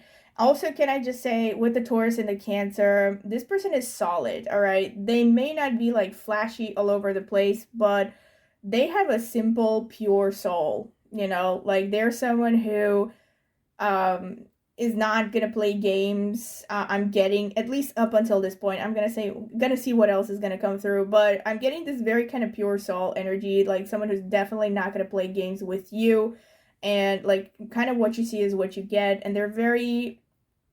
You know, they like the small, they enjoy the small pleasures of life, you know. With the Taurus energy, it's like, again, I'm getting bare necessities, mother nature's recipes, which is the song sung by Baloo in the Jungle Book, at least the one from the 90s. Anyway, so like someone like that, it's not to say that this person doesn't have ambition or that they don't have dreams, but I feel like what is most important in life for this person are things like enjoying themselves, you know, enjoying themselves and having a family and, you know, to come home to and stuff. So like relationships are very, very important to them, you know, but they also are someone who's very, very creative. The beautiful minded. Yeah. So this person likes harmony. Oh my God, harmony. Hello. With the card. Yeah. They like harmony. And maybe with the square here, this just shows that you know what I'm getting right now is that this could be someone that has grown up being a mediator in their family. So maybe they were someone who assisted to a lot of they witnessed a lot of conflicts maybe between their parents, and they had to be like the mediator, they had to be the peacemaker. So maybe they have this kind of natural talent to be a negotiator, to be someone who you know, I'm getting someone who's pretty good at building relationships and someone who can, you know, build emotional connections, actually. I'm getting that this is the kind of person that a lot of people like. They genuinely might like them just because they're this very kind of pure soul, you know? All right, I'm curious to see what else is going to come through because this is a really interesting energy. So let's see, pile number 3. Tell me, Spirit, tell me about pile number 3. Who has a crush on my pile number 3? Oh my God, Libra again. Very strong Libra energy, all right? We also have Mercury. Such a strong confirmation of what I said. Wow. Yeah, there's the youthfulness, all right? We also have number 8, which is Scorpio, transformation, so on and so forth. So with the Libra coming out strongly, obviously this person could be someone who has strong Libra placements, or Taurus, or strong Venus, because both of these signs are ruled by Venus. So in any case, it's a confirmation that this person is very much focused on harmony and beauty. They could be artistic. They could also be very good looking. And they're probably someone who can, like I said, be a mediator, be a negotiator. They know how to keep the peace, and they probably are quite popular with a lot of people. With Mercury, there's also the reinforcement of the social butterfly archetype. There's also this reinforcement of the fact that this person likes to stay busy. They could have multiple streams of income, multiple interests. Maybe there's someone who works and goes to university at the same time, or like studies different things as hobbies. They could also really like to use their hands and their arms a lot. So maybe they're into sports that use their hands, like ping pong, tennis, badminton. Maybe their hands and their arms are really standing out, their shoulders as well. They could be into arts and crafts, doing different crafty things with their hands, working with their hands. And their style of communication could really stand out, or there's someone who's a very good communicator. 8th house can also show that you could have met this person through some kind of an activity involving foreign lands, foreign languages especially, or anything to do with a transformative experience. Could be like, I don't know, let's say seeking a personal trainer or something, or going to psychotherapy as well. 8th house is very much connected to therapy. And 8th house can also be about joint resources, could even be connected to divorce sometimes. I mean, I don't know, maybe this is a divorce lawyer or something. You could have also met through this person's family somehow. That could be an option, especially through their family of origin, sometimes through your family, but I'm getting more like their family. Also, it could be that their face is particularly attractive, stands out. Aside from that, they are someone who could be very much into research, investigation, maybe death, and or they could be into the occult. They could have a strong interest in the occult, including things like tarot, astrology, maybe Wicca. Yeah, all of that. All right, let's see what else is going to come through. Spirit, tell me about pile number 3's person. Who is this person who has a crush on pile number 3? Who is the person who has a crush on pile number 3?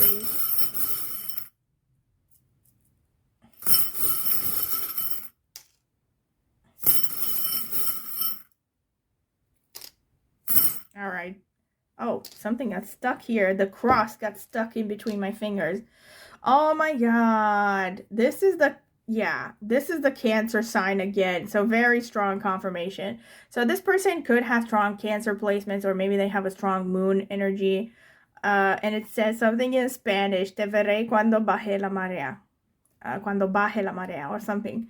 So I'll see you when the tide goes down, or something like that, which is interesting. There's just like a further reinforcement that this person can be someone who's quite hidden, like they're but they have like a very soft side, a soft sensitive side underneath a harsh shell, exterior or something.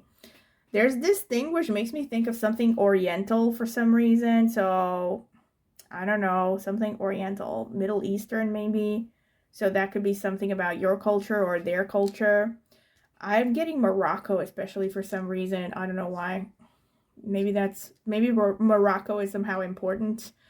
We also have a tree. Makes me think of the tree of knowledge to some extent. Also makes me think of nature. Maybe this person really likes nature.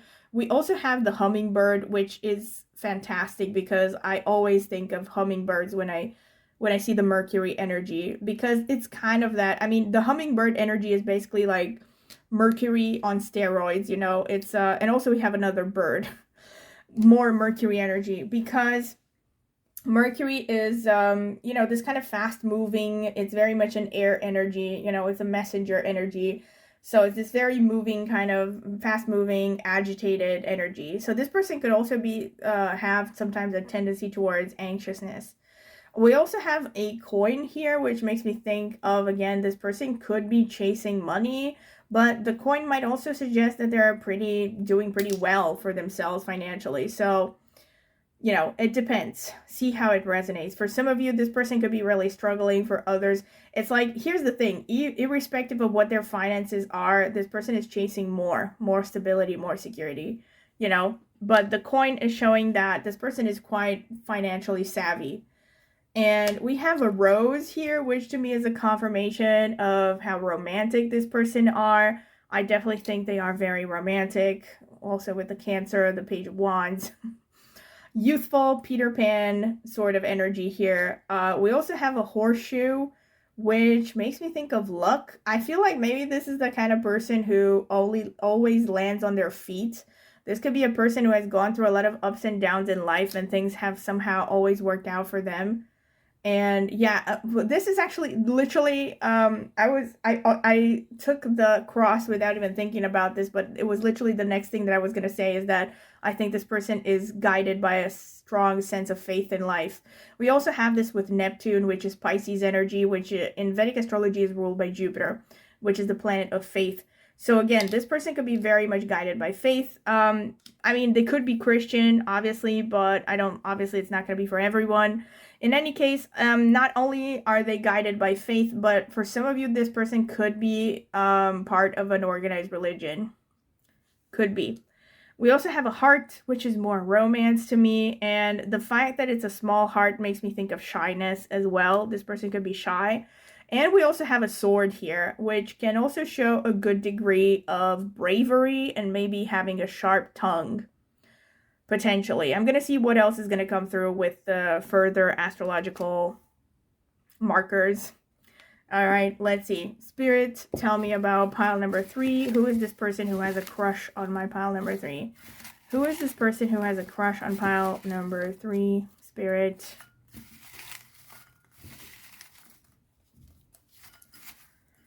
Who is this person who has a crush on my pile number 3? Spirit. Oh, wow. One of them fell down. I gotta... All right, got it. So, let's see. Okay, we have Rahu, the north node of the moon. Rahu is an indicator that this person could be from a different background than you. We have Saturn. All right. So we also have Saturn. And we have the sun. This person is playful. Yeah, playful, creative. Okay, let's see what else. We have Anuradha falling in Scorpio, ruled by Saturn. All right, we have Purva Bhadrapada, ruled by Jupiter, falling in Aquarius and Pisces. Let's see what else. We have Chitra, which is falling in Virgo and Libra, ruled by Mars. We have Ashwini, which is ruled by Ketu, falls in Aries. We have Shravana, which falls in Capricorn, is ruled by the moon. That's more moon energy, more Cancer. Uttara Bhadrapada, ruled by Saturn, falls in Pisces. We have Satabhishak, ruled by Rahu, falls in Aquarius. We have Vishakha. Oh, wow. Like so much Jupiter energy, which falls in Libra and Scorpio and is ruled by Jupiter. And we have Revati, which falls in Pisces, ruled by Mercury. All right.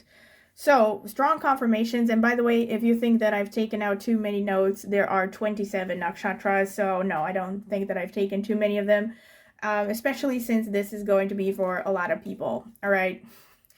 Also, before I continue, I want to remind you to please subscribe to my channel if you haven't done so already, and consider clicking on the notifications bell if you want to see when I will upload a new reading. All right, thank you. So moving on, with the Saturn and the Sun energy coming through, this is an energy of conflict. This is what it makes me think. And to me, this is a confirmation of what I said, that I think this person has had maybe a lot of conflict in their family of origin, and they learn to mediate. And this is also transpired into them themselves, maybe having dichotomous energies within themselves, because you know how I'm not going to get too much into psychology, but basically we develop by internalizing qualities from both parents, right? Or parental figures. So yeah, I feel like this person could have been stuck being a mediator when they were growing up, and that has really taught them how to deal with people. But then it also shows like they could have very paradoxical qualities within themselves. Because Saturn and the Sun are basically opposite energies and they're also enemies.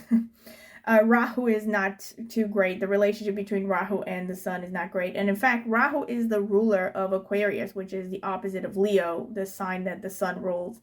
So this person is like somewhere in between being very ego driven and also wanting to help others, like maybe having a humanitarian streak. I wouldn't be surprised if this is someone who is really popular. We do have that with the star, and these nakshatras do reinforce that, especially the Chitra, the Revati, the Sata Vishak, the Vishaka to some extent. Also, with the Saturn and Anuradha coming through, this person is very likely to have a workaholic streak. So it is a reinforcement of what I have said as well. I know that initially I said that they do prize family a lot, but here's the thing. I think that this is a person mainly motivated by emotions, by family, by connections. But in order to keep everyone happy, they stay very busy because they want to constantly provide for others. And they want to make sure that everything is being taken care of. This gives me a vibe of, having kind of a mommy's little helper attitude or daddy's little helper, when they were kids or something. With Purva Bhadrapada, there could be, I just realized this, that you have the Seven of Swords. Yeah, so Purva Bhadrapada would explain that. Purva Bhadrapada is sometimes connected to, being a little bit two-faced. Not necessarily in the worst way possible, but it could show someone who has like a hidden side to them that nobody would suspect. It doesn't have to be criminal or really creepy, although this nakshatra sometimes is connected to things like the underworld, like the world of crime and all kinds of things like dark magic and whatever. So for some of you, this person could be like, hopefully they're not in a cult, but they could be interested in things that are just not mainstream in a way that other people would find surprising. So maybe they're even into astrology, tarot, something like that. Maybe they're seeing psychics on the side and they could have like a very regular, down-to-earth profession in day-to-day life where nobody knows about their interests. It could be something like that. This could also show that their belief system is very important, but it also shows that there is a certain degree of intensity about this person. They could also be someone who tends to develop obsessions, whether it's in work or romantically, with the Rahu and the Purva Bhadrapada coming through. And with Vishaka, this is really specific, but also with the Rahu and Vishaka, I feel like I have to bring it up, but this person could really like alcohol. Alcohol, or it could be other substances, that help them basically escape reality, let me put it like that. But I feel like there's a particular affinity towards alcohol with this person. It doesn't mean that they're alcoholic, again, but they may not shy from drinking every once in a while, and they are open about it for some reason. This is just something that stands out. They definitely know how to enjoy themselves, and they enjoy the good life, basically. They can also be very competitive. Like, this could really explain the Two of Pentacles and the stuff that I said about this person not resting on their laurels. Like, even if they're having a certain position that is quite comfortable, they want to gain more and better on a regular basis. So I feel like there's a competitive streak with this person. Like I said, they constantly could be desiring to one-up themselves. Their physical body could be particularly strong and standing out. And there is a slight more predominance of masculine energy here, even though we did have the Cancer come through twice. But I would say overall there's a little bit more masculine than feminine energy. There is a nice balance between their masculine and feminine energy, but overall I think if you were to see this person physically, they probably mainly come across as someone who has a lot of masculine traits in their energy. Even if this is a woman, yeah, they could come across as someone who is pretty determined, a go-getter, has leadership abilities, is not afraid to go after what they want. But they also know how to walk that line between, like I said, being prideful of themselves and what they have achieved, going after what they want, and on the other hand, maintaining a very sociable and humanitarian attitude towards others. We also have a lot of self-control with this person, and they could really like to travel with the Revati energy. For some of you, very specifically, they could be involved in something connected to air travel, like a stewardess or a pilot, or maybe they're interested in flying or learning how to fly. They could also be a really good listener, and they could be involved with the medical profession as well. This person also likes photography, videography, stuff like that. So maybe there's someone who takes a lot of selfies. This is another thing that's more specific. They could be someone who really takes a lot of selfies. They also have this ability to lead others. And again, more specifically, they could be interested in horses. They could really like horses. They could also be interested in the sea, drawn to the sea. And they could be interested in the occult as well. Yeah. But it's probably something that they keep hidden for most of you, especially if this person is involved with a organized religion. All right, this is pretty much what I have. So I'm going to move on to... Oh, another thing, wait. What about physical appearance? They could be coming from a mixed background. So this means a mixed ethnic background, maybe mixed race. It could be somehow very apparent. Maybe they're dressing up in a way that is quite ethnic to their culture or other cultures than their own. For some of you, they could have tattoos or piercings.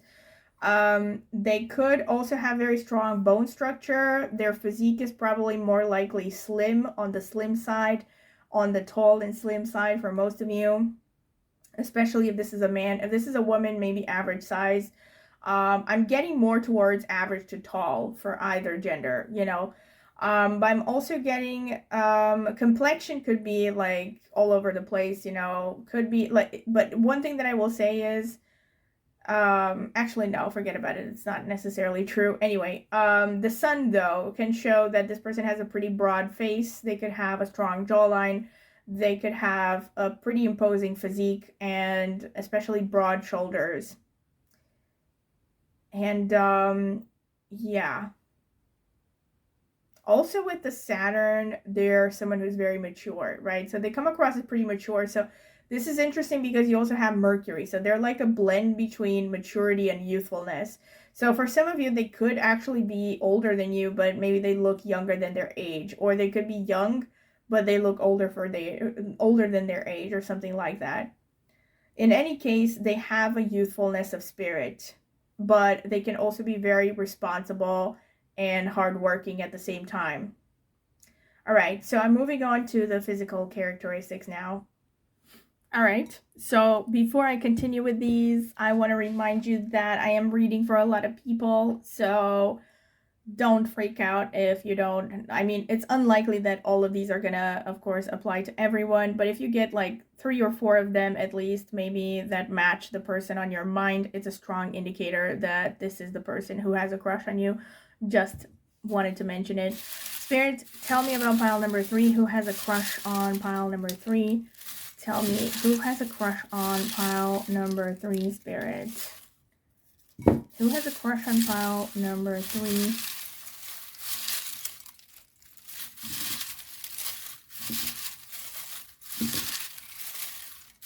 I think that's enough. So let's see.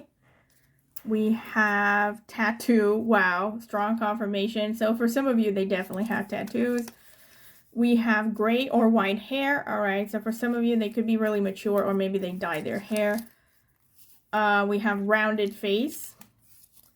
We have athletic body. Extroverted. So athletic body definitely makes sense with the Chitra, the Vishaka energy. So this person could be going to the gym a lot for some of you, for maybe a lot of you. Deep voice. We have bohemian style or vibes. Black eyes. Rounded face is coming out twice. That makes sense with the moon energy. We have dark tan skin. Medium lips, as in medium sized. broad smile, so that's the sun energy. We have oval face, intense gaze. All right, so there's the Purva Bhadravana energy. Medium tan skin. We have dark tan skin. I think it came out twice, yeah. Athletic body came out twice. So we have raspy voice. The voice is standing out somehow. Makes sense with the Taurus energy. We have square face, confirmation of what I said about the sun energy. Relaxed. Light to medium blonde hair. Hazel eyes. Brown eyes. We have strong jaw. So, okay, repeated confirmations that this person has a strong jaw. We have active, makes sense. Confirmation. Mischievous smile, that's typical for Mercury. So they could have like a playful, childlike smile. Introverted. Let's see. We have dark brown or black hair. We have jovial, playful expression. That's very Mercury. We have tattoo again. Such a strong confirmation of the Rahu energy. Broad smile, I think the second time. We have younger or youthful. All right, so there's the Mercury. We have aquiline nose. We have nose bump. Jewelry, so this could be jewelry or accessories. Maybe they, if they're a man, maybe they wear a watch or something that means something to them. We have blue or gray eyes. Fair skin, so skin color is pretty much all across the board. But if you've noticed, it's more towards the extremes. It's either like really dark or really fair. Hooded eyes, all right. This makes sense with some of the Scorpio energy that also came through. Facial hair and full lips. All right, so this is what I have for you, pile number 3. I hope you have enjoyed this reading. Very interesting energies here. I definitely have enjoyed it. So if you have, again, don't forget to like, subscribe to my channel if you haven't done so already. Click on the notifications bell if you want to see when I will post a new video. Also, comment in the comment section with ideas for future topics you would like me to cover or any feedback you would like to give about this reading.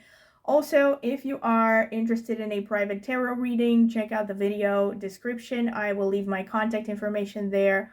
Also, a list to reviews I have gotten for private readings before if you're curious to see them. If you would like to support my channel further, click on the join button. You can contribute through a small monthly fee in exchange for some perks, which you will see detailed when you click on the join button.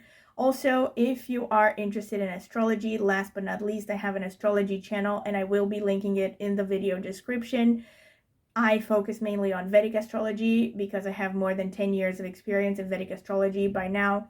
But I also use tropical insights because I also have approximately 10 years of experience reading tropical horoscopes as well. So yeah, if you're curious to check out my channel, please subscribe. I would greatly appreciate it. Also, don't forget to stay tuned to the next reading. So by clicking the notifications bell, I think I mentioned that already. So thank you very much for listening, and I will see you in my next tarot reading. Bye. So, welcome pile number 4. This is your reading if you have chosen this card over here with the Chariot and or this black onyx crystal. This is going to be the card selection / shuffling phase. If you don't want to sit through it, I'm going to add timestamps. You can skip directly to the reading. All right, let's see. Spirit, what can you tell me for pile number 4, the people who chose the black onyx crystal? Tell me about them. Who has a crush on them? Who has a crush on pile number 4?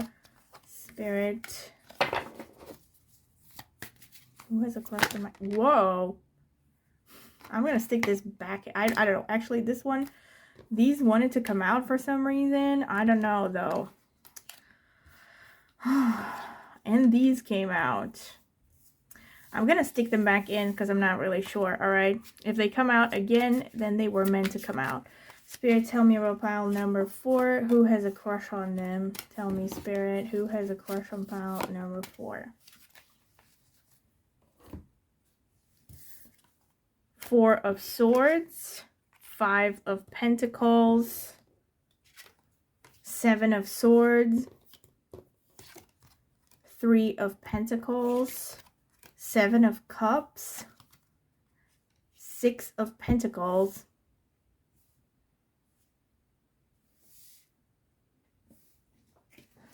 Spirit, who has a crush on my pile number 4? Who has a crush on my pile number 4, Spirit? The people who chose the black onyx. The Two of Swords. The Strength card. The Knight of Wands. The Three of Swords. The Three of Wands. And the Queen of Pentacles.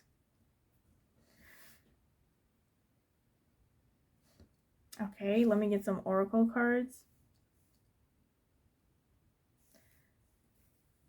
Spirit, tell me about pile number 4. Who has a crush on my pile number 4? Who has a crush on my... This one wants to come out. We have happiness with number 6. Spirit, who has a crush on pile number 4? Tell me, Spirit, who has a crush on them? Ancestors. Spirit, who has a crush on pile number 4? Tell me, Spirit, who has a crush on... This one wants to come out. Humpback whale singer. Sing healing songs for the world. Your inner navigation always guides you. Nothing can stop you or keep you from your goal. Align with your purpose and the power in your soul. All right. And we also have this card with ancestors, which gives me like K2 energy. And then we also have happiness, number 6. All right, so pile number 4, this person, can I just say, first thing that comes through is they have a strong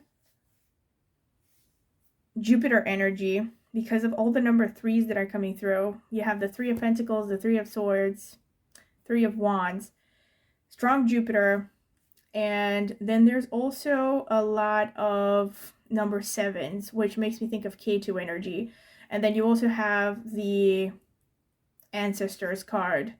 So yeah, I think for many of you, this person could be someone who has strong K2, as in south node of the moon energy. Maybe that is prominently placed in their horoscope, or you could have this prominently placed in your horoscope, especially connected to the descriptors of your spouse archetype in astrology. You could also be looking at, irrespective of astrology, you could be looking at a person who's quite introverted and maybe a bit of a mad genius type. Yeah. Also, I'm getting strong fire. I mean, with the Chariot, I wasn't surprised. I wasn't surprised to also get the Knight of Wands. Also the 3 of Wands, because the Chariot energy to me is very Mars energy. Very Martian, but the Chariot also is connected to the number 7 as well. So again, makes me think of introverted. So this could be like someone who's like a lone warrior type. We also have the Strength card here. This could be someone that you have had a past life connection with because of the ancestors energy. Look at this, the happiness. This is a person who, right, this is a person who is, like, how should I put it? They're throwing themselves headfirst into their goals, into their passions. But their current energy is quite introverted and quite low, to be fair. And most likely this person is just focusing on regenerating, resting after something that has happened in their lives. I also see they are somewhere at a crossroads right now in their life. Now, again, of course, these things are things that are happening internally. You may or may not see evidence of this on the surface. But I see that this is someone who has been through some stuff, and they're probably in a time when they're regenerating, recovering from something. So there may not be a lot of activity happening in their lives at the moment, at least on the surface. But this is because they're like recovering. They're focusing on healing. Some of them could have actually gone through some physical, medical problems. But I'm definitely sensing that something has happened in recent history where they had to take a break from the hustle and bustle of life. And yeah, and they could be in some kind of a crossroads actually, because maybe they are pondering their life path, like where their life is going. Their attitude actually is very stoic. So I'm getting someone who has definitely been through a lot, you know, someone who has had heartache.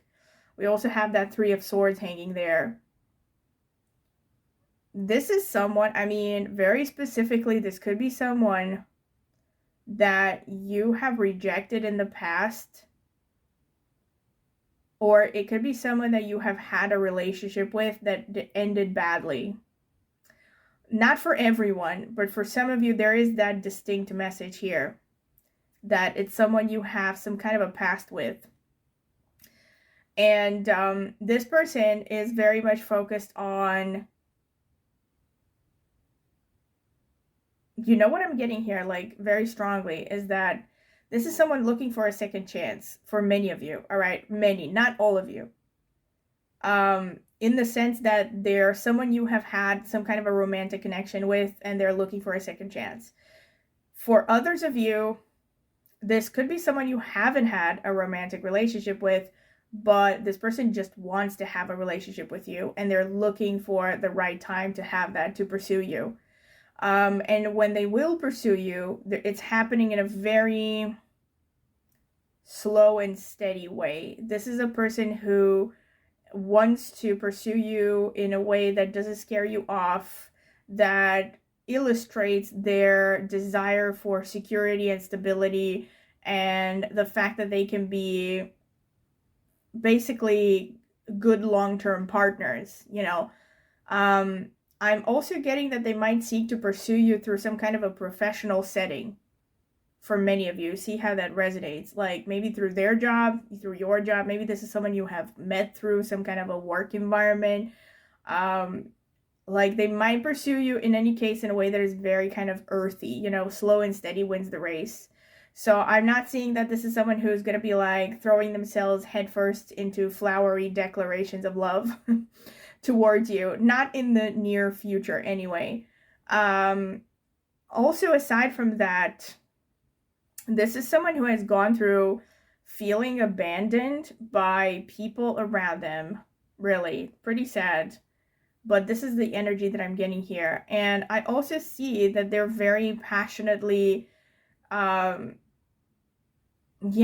passionately pursuing their interests. And especially when it comes to their feelings towards you, they want to be clever about it. They want to be strategic about it. I do see that underneath a self-possessed attitude, there's a lot of fire, a lot of passion for you, but they really want to be careful about how they come across and how they're going to pursue you.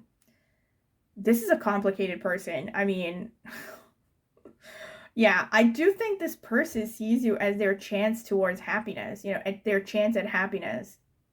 What I see as potential obstacles here in this connection is multiple options and or distance. So this could be coming from their side, from your side, or from both sides, right? Which means either one of you could have multiple options, or maybe they see you as someone who has multiple options and it makes them feel intimidated. Or it could be the other way around. I don't know, maybe they have multiple options and they're kind of like pondering which way to go. And there could also be like a long distance thing, like I'm saying. So there could be some kind of a distance, right? So this could be just someone that you have met online. But I think for most of you, it's like there's some kind of distance. in maybe at least in culture, if not actual geographical location, right? So yeah, you're like somehow way out of their comfort zone. And that's like an obstacle for them. It's like they need to build up the courage to pursue you, right? So that's like their main hangups. This is pretty much what I see actually, but I see that this person means to approach you in a way that is very serious and solid. You know, like very, very no nonsense when they do approach you, which I don't know when that is going to be, because this person gives me the impression of someone who takes their time. And I also feel like they are seeking to, I think their intentions are to be very understanding, very clear with their communication, so as to avoid miscommunication, conflicts, and or potential heartache from either side. But again, it really gives me the strong vibe that for some of you, this is someone you've had a history with. All right, so let me get to astrological cards, because this is pretty much what I see through the tarot cards. Let me see. Spirit, tell me about pile number 4. Who is this person? Who has this person who has a crush on pile number 4? Who is this person who has a crush on pile number 4? Tell me, Spirit. Who is this person who has a crush on my pile number 4? Aries. I mean, I did say it, right? Mars energy, the Chariot. I'm not surprised. We also have Venus. Okay, love and beauty. We have Neptune, dreams and spirit. Neptune is Pisces energy. Oh my God, Pisces energy twice. We also have Leo, the extrovert. All right, so this could be a person who's very dreamy, romantic. They could have a lot of water in their energy. With Venus coming out strongly, this person could have prominent Libra or Taurus placements, or they could just have a strong Venus or Mars because of these energies, and or Sun. So I see a predominance of masculine, though. I mean, slight predominance. There's also a healthy amount of feminine energy here. And this person is really sensitive. You know, they may not come across this way, but they are very sensitive. And there's someone who relies heavily on intuition and faith. And there's someone who's easily hurt, which explains the spread, which suggests that they have been hurt in the past. I feel like this could be a person who opens up emotionally quite easily, and they want to fall in love, and they're very romantic and open-hearted, and they have fallen flat on their face many times before. Maybe in this connection with you, maybe in others as well. And this is why they're cautious. And I'm seeing a lot of idealism and a lot of faith here as well, but also romance. And yeah, this person could be someone who comes across as pretty confident on the surface with the Chariot, the Aries, the Leo. Yeah, so they could be putting on, especially if this is a man, let me put it like this, but even if this is a woman or anything in between, they could be someone who just puts on a front of being very confident and outgoing, but deep down they have a very soft, tender side. They are definitely beautiful for most of you. I would say above average with the Venus energy. So there's someone who could easily attract a lot of attention and probably have multiple suitors. They also have like some typically masculine traits as well. If this is a woman, this could be very voluptuous, very classically beautiful woman. If this is a man, there's also like a touch of sensuality about them, something of a easygoing energy, romantic energy, maybe bohemian. And also they could have very pretty features, nice hair, a nice body, and so on. So let me see what else is going to come through. Spirit, tell me from pile number 4, who is this person who has a crush on my pile number 4? Tell me, Spirit, who has a crush on my pile number 4? Okay, so we have the number 10, which is Capricorn, or the 10th house. We also have the moon, all right, Cancer energy. We also have Libra, so more Venus energy.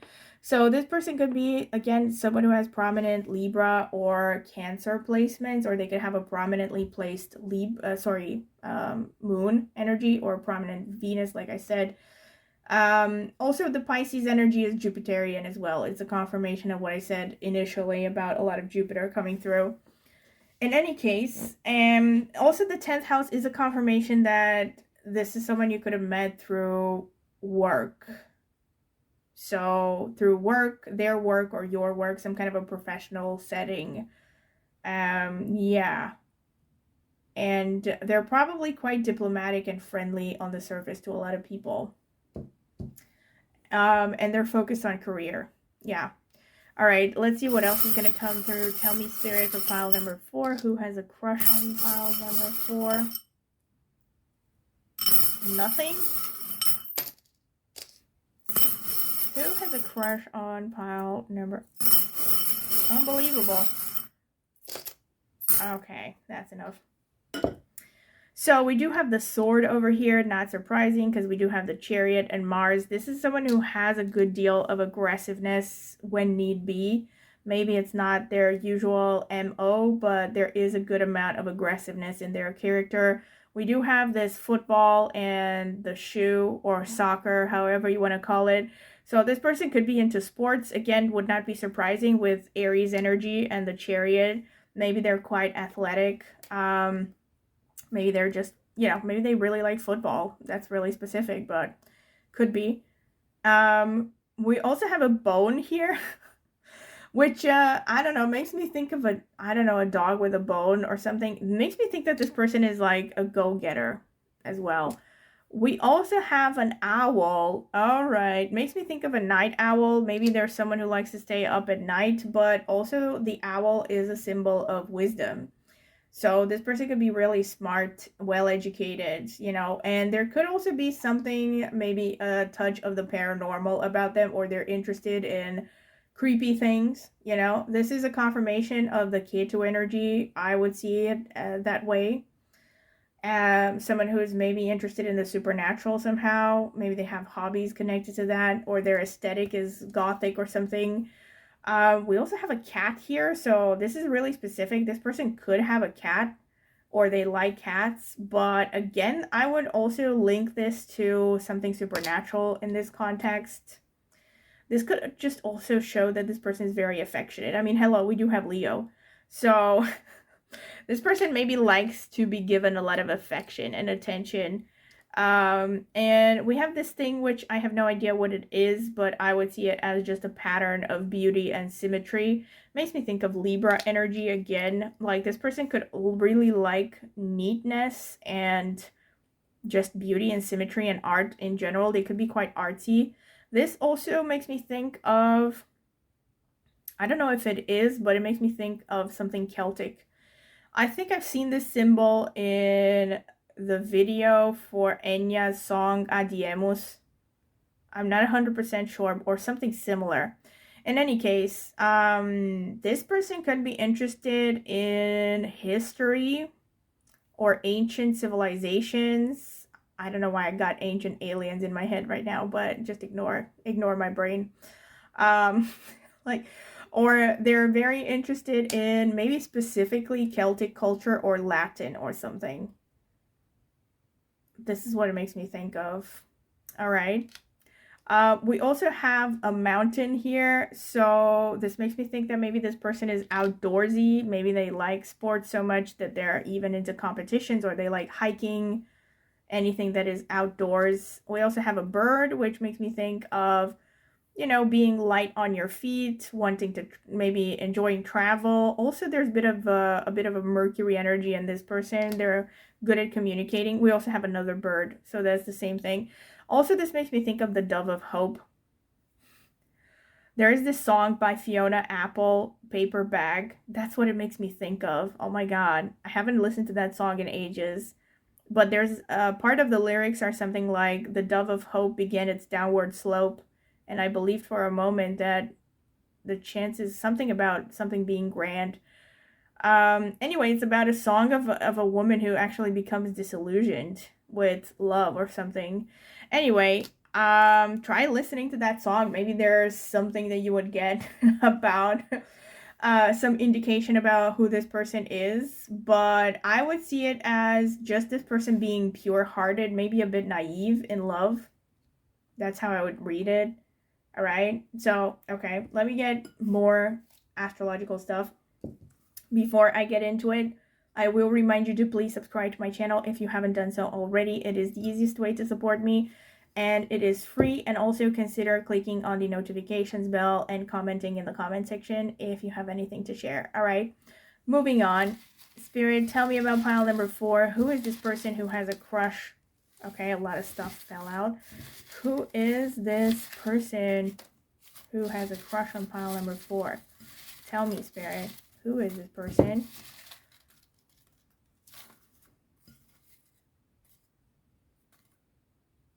Yeah, I don't know. Pretty much this is what I'm getting. So let's see. Oh, wow. Leo. So a lot of Leo energy with this person. We have Sagittarius. Okay, more fire energy. That's the Knight of Wands and the Chariot. We also have Scorpio. Okay, secretive, intense. Let's see what else. We have Jupiter, confirmation. Okay, Sagittarius and Pisces are also ruled by Jupiter in Vedic astrology. We have Capricorn.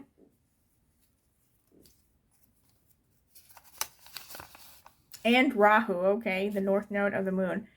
So this person could be coming from a different cultural background than you. Maybe even a different race. We have Pushya, which is, okay, falling in Cancer, ruled by Saturn. We have Mula, which falling in Sagittarius, ruled by Ketu. Okay, so we have some Ketu going on. We have Rohini, ruled by the moon, falls in Taurus. We have Mrigashira, falls in Taurus and Gemini, ruled by Mars. We have Dhanishta, ruled by Mars, falling in Capricorn and Aquarius. We have Kritika, okay, not surprising with all the sun energy, falling in Aries and Taurus, ruled by the sun. We have Hasta, falling in Virgo, ruled by the moon. We have Uttarashadha, falling in Sagittarius and Capricorn, ruled by the sun as well. So before I continue, I would say that if you felt drawn to any of the previous piles, you might want to check them out. I'm not going to say which one, but there is one that has more things in common with your pile. Okay, but only if you felt drawn to them. Otherwise, you're going to get all the messages you need through this reading. Yeah, so anyway, let me break down all the potential energies that I see here. So we have a lot of Saturn, Scorpio energy. This person is pretty serious, intense. They're probably quite focused on their career. The Leo shows that this person is comfortable in the limelight. Maybe they enjoy the limelight. They may be like a life of a party sort of individual, someone who easily gets attention. The Sagittarius would show that they like the outdoors, so it's a confirmation of what I said previously. They could really like forests and hills, actually. I'm getting this strongly here with the Leo and the Sagittarius energy. Like I said, with the Rahu, they could be coming from a different background, a different cultural background. Maybe they're even mixed race. So yeah, there's a difference there compared to you. They could also be someone who wears tattoos, or they wear things that are ethnic, you know, like they maybe wear clothes or jewelry or something that is traditional to a particular culture, maybe not necessarily their culture, but just something traditional. The Jupiter shows that there's a strong sense of adventure, there's a strong sense of faith and optimism in this person's life. They could have, I mean, actually I'm not seeing this as strongly here. Some of them I'm sure maybe could be into organized religions, but I actually get more unconventional lines of belief here. This person could just have like a very strong sense of faith in life. It doesn't have to be like a religion. They have some kind of a faith in a divine plan or something greater than themselves. They're quite idealistic, so this is matching what I said earlier about them maybe being potentially naive, you know, someone who just opens their heart very easily. Very optimistic, has faith in humanity and all that. Yeah, they're not jaded. I don't think that they're jaded. And I'm also seeing that, yeah, but the Capricorn is showing a lot of sternness as well, you know, so like, I think that on the surface, they're not how should I put it? Like, they're not the most open person, you know, like they keep a poker face, maybe sometimes at least. And with Mrigashira and Mula, this person could be into research. Maybe they really like research. They have very strong logical abilities, a strong intuition, a strong investigative ability.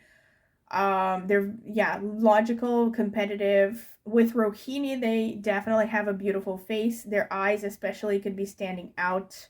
They're very creative, artistically inclined, probably. They also love to be spoiled. The Rohini definitely explains why we got the cat here.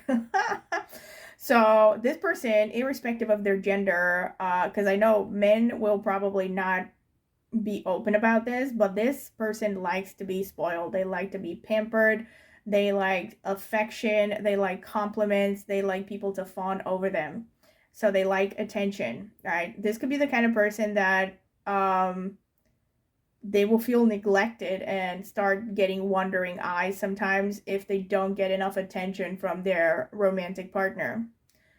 There, I said it. It had to be said. Don't tell me that I didn't warn you. Also with Hasta, this person's hands, arms, shoulders could be particularly attractive. They could be into a lot of activities that involve using the hands. Maybe they play an instrument. Maybe they're into magic tricks. Maybe they play badminton, ping pong, stuff like that. Tennis.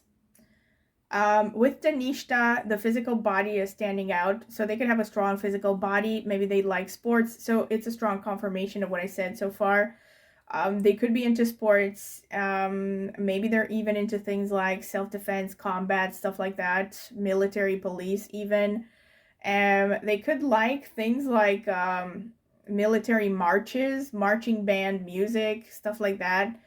They could also be into dancing, you know, dancing, singing. But Danishta shows, and also Kritika, that this person can easily attract attention. Pushya shows that they have a nurturing side to them, and they're probably the kind of person that appeals to a lot of people because of their sensuality.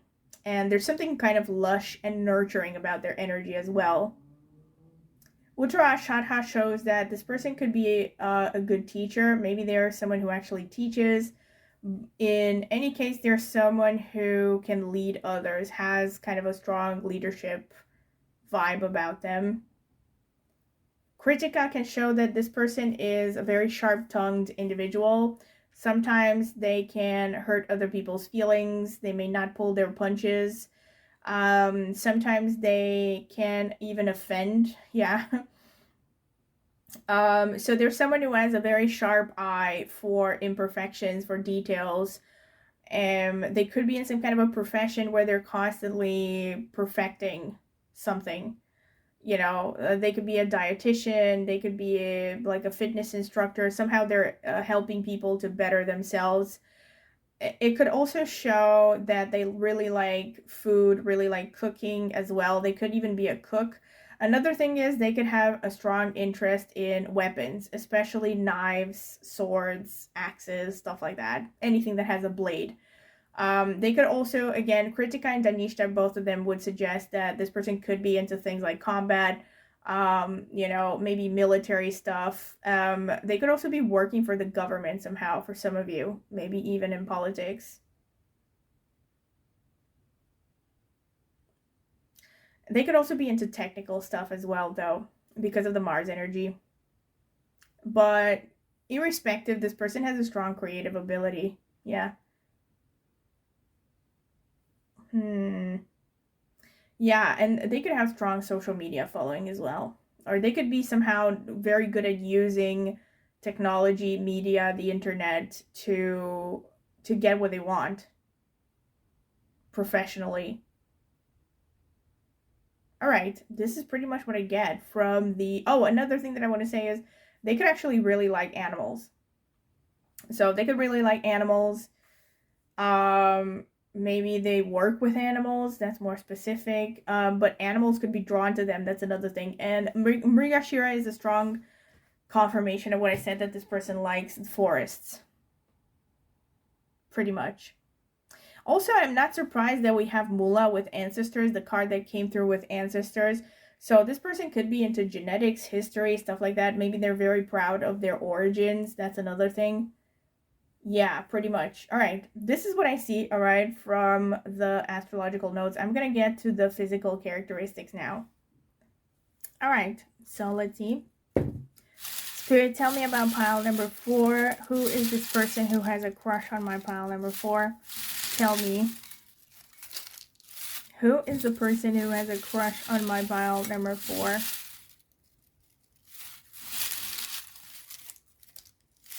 Okay, I think that's... All right.